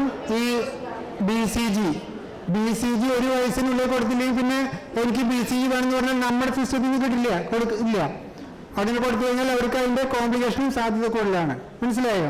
അതേപോലെ 5ാം മണിയുടെ എടുക്കണം വെച്ചാൽ 5 വയസ്സ് വരെ പറ്റില്ല. നമ്മൾ 10ാം മാസത്തിൽ തുടങ്ങുന്നതാ. 5 വയസ്സ് വരെ അവരെ പിന്നാലെ നടത്തി നമ്മൾ എടുക്കൂ എന്ന് പറഞ്ഞിട്ട് 5 വയസ്സ് കഴിഞ്ഞ് പിന്നത്തെ മാസം എനിക്ക് ബോധോദയം വന്ന സിസ്റ്റം അനുസരിച്ച് കൊടുക്കാൻ പറ്റില്ല. കാരണം കൊടുത്തവർക്ക് എന്തെങ്കിലും AFI വന്നാൽ സാറ് ഞാനും അടക്കമുള്ള കമ്മിറ്റി പറയും ഇത് നേരത്തെ പറഞ്ഞ പ്രോഗ്രാം വേറെ വന്നു എന്ന് പറയും. കാരണം 5 വയസ്സ് വരെ കൊടുക്കാൻ പറഞ്ഞിട്ടുള്ളൂ. 5 വയസ്സ് കഴിഞ്ഞിട്ട് കൊടുക്കുന്നുണ്ട് പല ആൾക്കാരും, പല സംഭവങ്ങളും അങ്ങനെയുണ്ട്. പക്ഷെ ഒരു പ്രോഗ്രാം എന്നുള്ള സംഭവം വരുമ്പോൾ അതിൽ ഈ ഇതാണ് ആ ഓപ്പറേഷണൽ ഗൈഡ് ലൈനുകൾ പാലിച്ചു വരണം. അതിൽ പലതരം ഫാക്ടേഴ്സൊക്കെ എല്ലാം കൂടി എടുത്തിട്ടാണ് ആ ഫാക്ടേഴ്സ് ഉണ്ടാക്കിയിരിക്കുന്നത്. മനസ്സിലായോ? ഒരാളുമല്ല, അതിന് എക്സ്പേർട്ട് ഒരു ഗ്രൂപ്പ് ഇരുന്ന് ചർച്ച ചെയ്തിട്ടാണ് അത് ഉണ്ടാക്കിയിരിക്കണേ.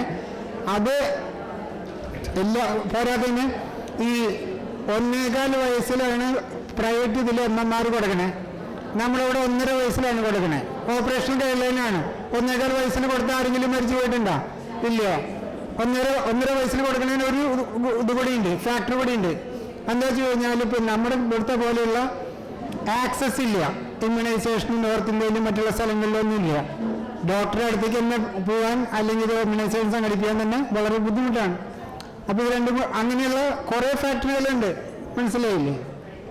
അങ്ങനെയാണ് ഇതിൻ്റെ കാര്യം. അപ്പോൾ പ്രൈവറ്റിൽ നടക്കുന്ന പല കാര്യങ്ങളും അതേപോലെ ഈ വിപ്സിൻ്റെ കാര്യങ്ങളും ഇങ്ങനെയുള്ള എല്ലാ കാര്യങ്ങളിലും. ഇപ്പം ഞാൻ ഒരു ഉദാഹരണം പറയാം. മുലപ്പാല് ആസ്പിറേറ്റ് ചെയ്തിട്ട് കുറേ കുട്ടികൾ മരിക്കുന്നുണ്ട്. നമ്മുടെ ജില്ലയിൽ മരിക്കുന്നുണ്ട്. പേടിപ്പെടുത്തുന്ന രീതിയിലുണ്ട്. അത് വെച്ചിട്ട് ഇനി ആരും മുലപ്പാൽ കൊടുക്കണ്ടെന്ന് പറയാൻ പറ്റുക? ആ സംഭവമാണ് വാക്സിൻ്റെ കാര്യത്തിൽ നടക്കുന്നത്. അതേപോലെയുള്ള ഇങ്ങനെയുള്ള കോയിൻസിഡൻ്റൽ കാര്യം മറ്റതും ആക്സിഡൻസ് ഒക്കെ ആയിട്ടുള്ള കാര്യങ്ങളാണ്. അത് പ്രിക്കോഷൻ നമ്മൾ എല്ലാ കാര്യങ്ങൾക്കും ഇപ്പം നമ്മൾ 10 ലക്ഷം ഡോസ് കൊടുക്കുമ്പോൾ ഒരു അനാഫ്ലാക്സ് ഉണ്ടാകാൻ സാധ്യതയുണ്ട്. അതിന് വേണ്ടിയിട്ടില്ല നമ്മൾ അതിനുള്ള അലർജി ചെയ്യാനുള്ള എമർജൻസി കിറ്റുമായിട്ടുള്ള എല്ലാ കാര്യങ്ങളും ചെയ്യണം. ഇപ്പം എമർജൻസി കിറ്റ് കൊണ്ടുപോകാതെ പോയി കുഴപ്പമുണ്ടായി കഴിഞ്ഞിട്ട് പറഞ്ഞിട്ട് കാര്യമില്ല. മനസ്സിലായില്ലേ? അപ്പോൾ എല്ലാ കാര്യങ്ങൾക്കും അങ്ങനെയുള്ള സർട്ടൻ ഇങ്ങനെ ഇപ്പം നമ്മളിവിടെ നടന്നു പോകുമ്പോൾ തടഞ്ഞു വീഴാനും ആക്സിഡൻറ്റ് പറ്റാനും ഒക്കെ വളരെ ചെറിയൊരു സാധ്യതയുണ്ട്. അത് വെച്ചിട്ട് ഞാൻ ഇവിടുന്ന് പോകണില്ല എന്ന് പറഞ്ഞ് ഇവിടെ നിൽക്കാൻ പറ്റില്ലല്ലോ. മനസ്സിലായില്ലേ? അപ്പോൾ അതിൻ്റെ പ്രാക്ടിക്കൽ ആസ്പെക്റ്റ് കണക്കിലെടുക്കണം. ഈ പ്രാക്ടിക്കൽ ആസ്പെക്റ്റ് കൂടി കണക്കിലെടുക്കുമ്പോഴാണ് ഇതിൻ്റെ ഒരു എല്ലാ പിക്ചറും കിട്ടുള്ളൂ. മനസ്സിലായില്ലേ? അതേപോലെ തന്നെ ഈ ഇത് എന്തുകൊണ്ട് ഇങ്ങനെയുള്ള ഇത് കളക്ടർ എന്തുകൊണ്ട് അങ്ങനെ ആ നോട്ടിഫിക്കേഷൻ ഇത് കൊടുത്തില്ല എന്ന് അറിയണമെങ്കിൽ കളക്ടറോട് തന്നെ ചോദിക്കണം. കാരണം അതിൻ്റെ ഒരു ലൂപ്പ് ഹോൾ അപ്പുറത്ത് കിടക്കുന്നുണ്ടായിരിക്കും. കാരണം അവർക്ക് കോടതിയിലോ മറ്റോ പോയി കഴിഞ്ഞാൽ പിടിച്ചു നിൽക്കാൻ പറ്റാത്തൊരു സംഭവം ഉണ്ടായിരിക്കും.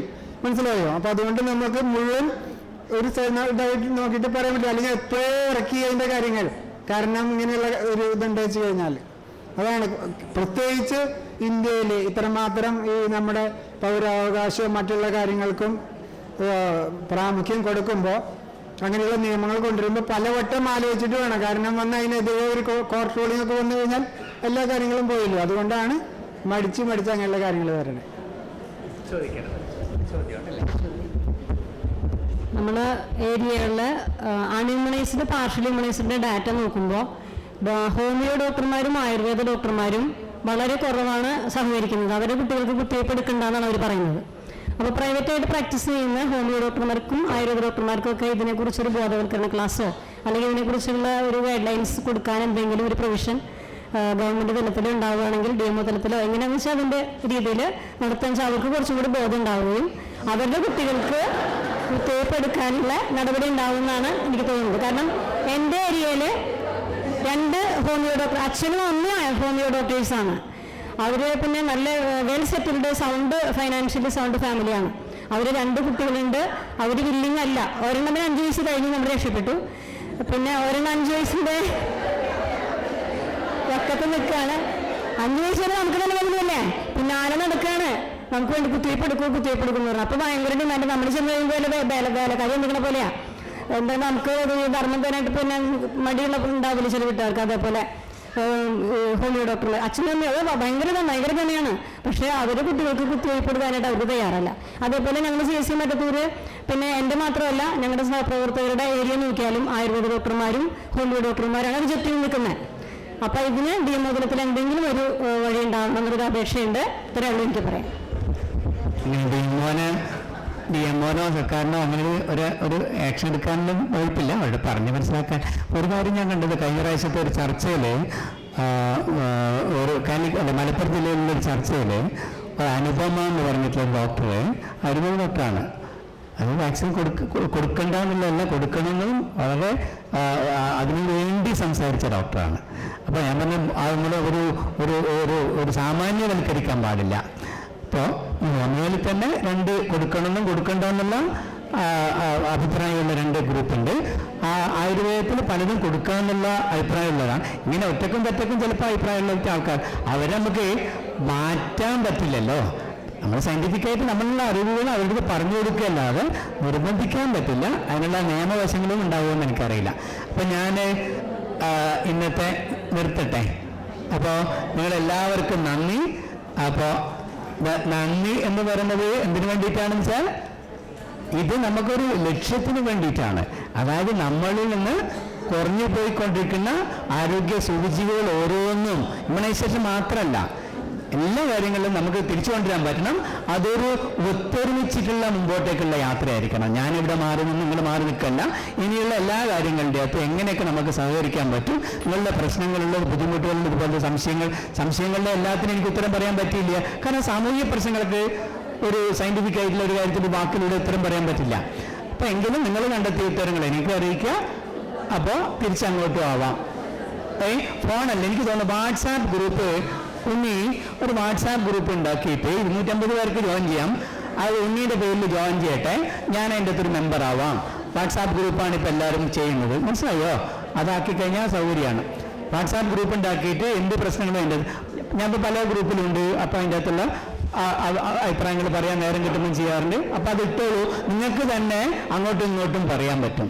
കാര്യങ്ങൾ ആശയങ്ങൾ വിനിമയം ചെയ്യാൻ വേണ്ടിയിട്ടുള്ള നല്ലൊരു എല്ലാ പുതിയ സംവിധാനങ്ങളിൽ നിന്നും നമ്മൾ മുഖം തിരിച്ച് നിൽക്കാൻ പാടില്ല.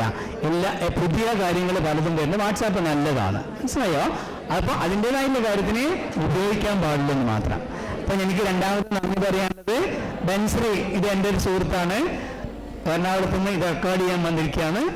അപ്പം ഞാനൊന്നും പൈസ ഒന്നും കൊടുത്തിട്ടില്ല, ഒന്നുമില്ല. ഇതെല്ലാം കെട്ടിപ്പിടിച്ചിട്ട് എറണാകുളത്ത് ഇങ്ങനെ വന്ന് ബസ്സിൽ വന്ന് ഇവിടെ വന്നിറങ്ങി ഇതും പിടിച്ചിട്ട് പോവാണ്. അപ്പം ഞാൻ തിരിച്ചു പോകുമ്പോൾ ഒരു ചോറ് വാങ്ങിച്ചു കൊടുക്കുള്ളൂ, ബാക്കിയൊന്നുമില്ല. അപ്പോൾ ഇത്രയും ചെയ്തിട്ടുള്ളതിന് ബൻശ്രീക്ക് നന്ദി പറഞ്ഞാൽ മതിയാവില്ല. അപ്പോൾ ഞാൻ പറഞ്ഞത് ഇങ്ങനെയുള്ള ഓരോ കാര്യങ്ങളും നടക്കുന്നത് നമ്മൾ ഒരു ചെയ്യണം എന്ന് വിചാരിച്ചു കഴിഞ്ഞാൽ പലരും അതിനെ സഹകരിക്കാനുണ്ടാവും. അപ്പോൾ ഇതിനി അടുത്ത 2 ആഴ്ചക്കുള്ളിൽ ബൻശ്രീ യൂട്യൂബിൽ ഇടൂലേ, ഒരാഴ്ചക്കുള്ളിൽ ഇത് വരും. അപ്പോൾ വാട്സാപ്പിൽ ഞാൻ വന്നു കഴിഞ്ഞാൽ ലിങ്ക് തരാം. അപ്പോൾ ഉണ്ണി വാട്സാപ്പ് ഉണ്ടാക്കട്ടെ. ഈ ലിങ്ക് വന്നാൽ എല്ലാവരും കാണേ.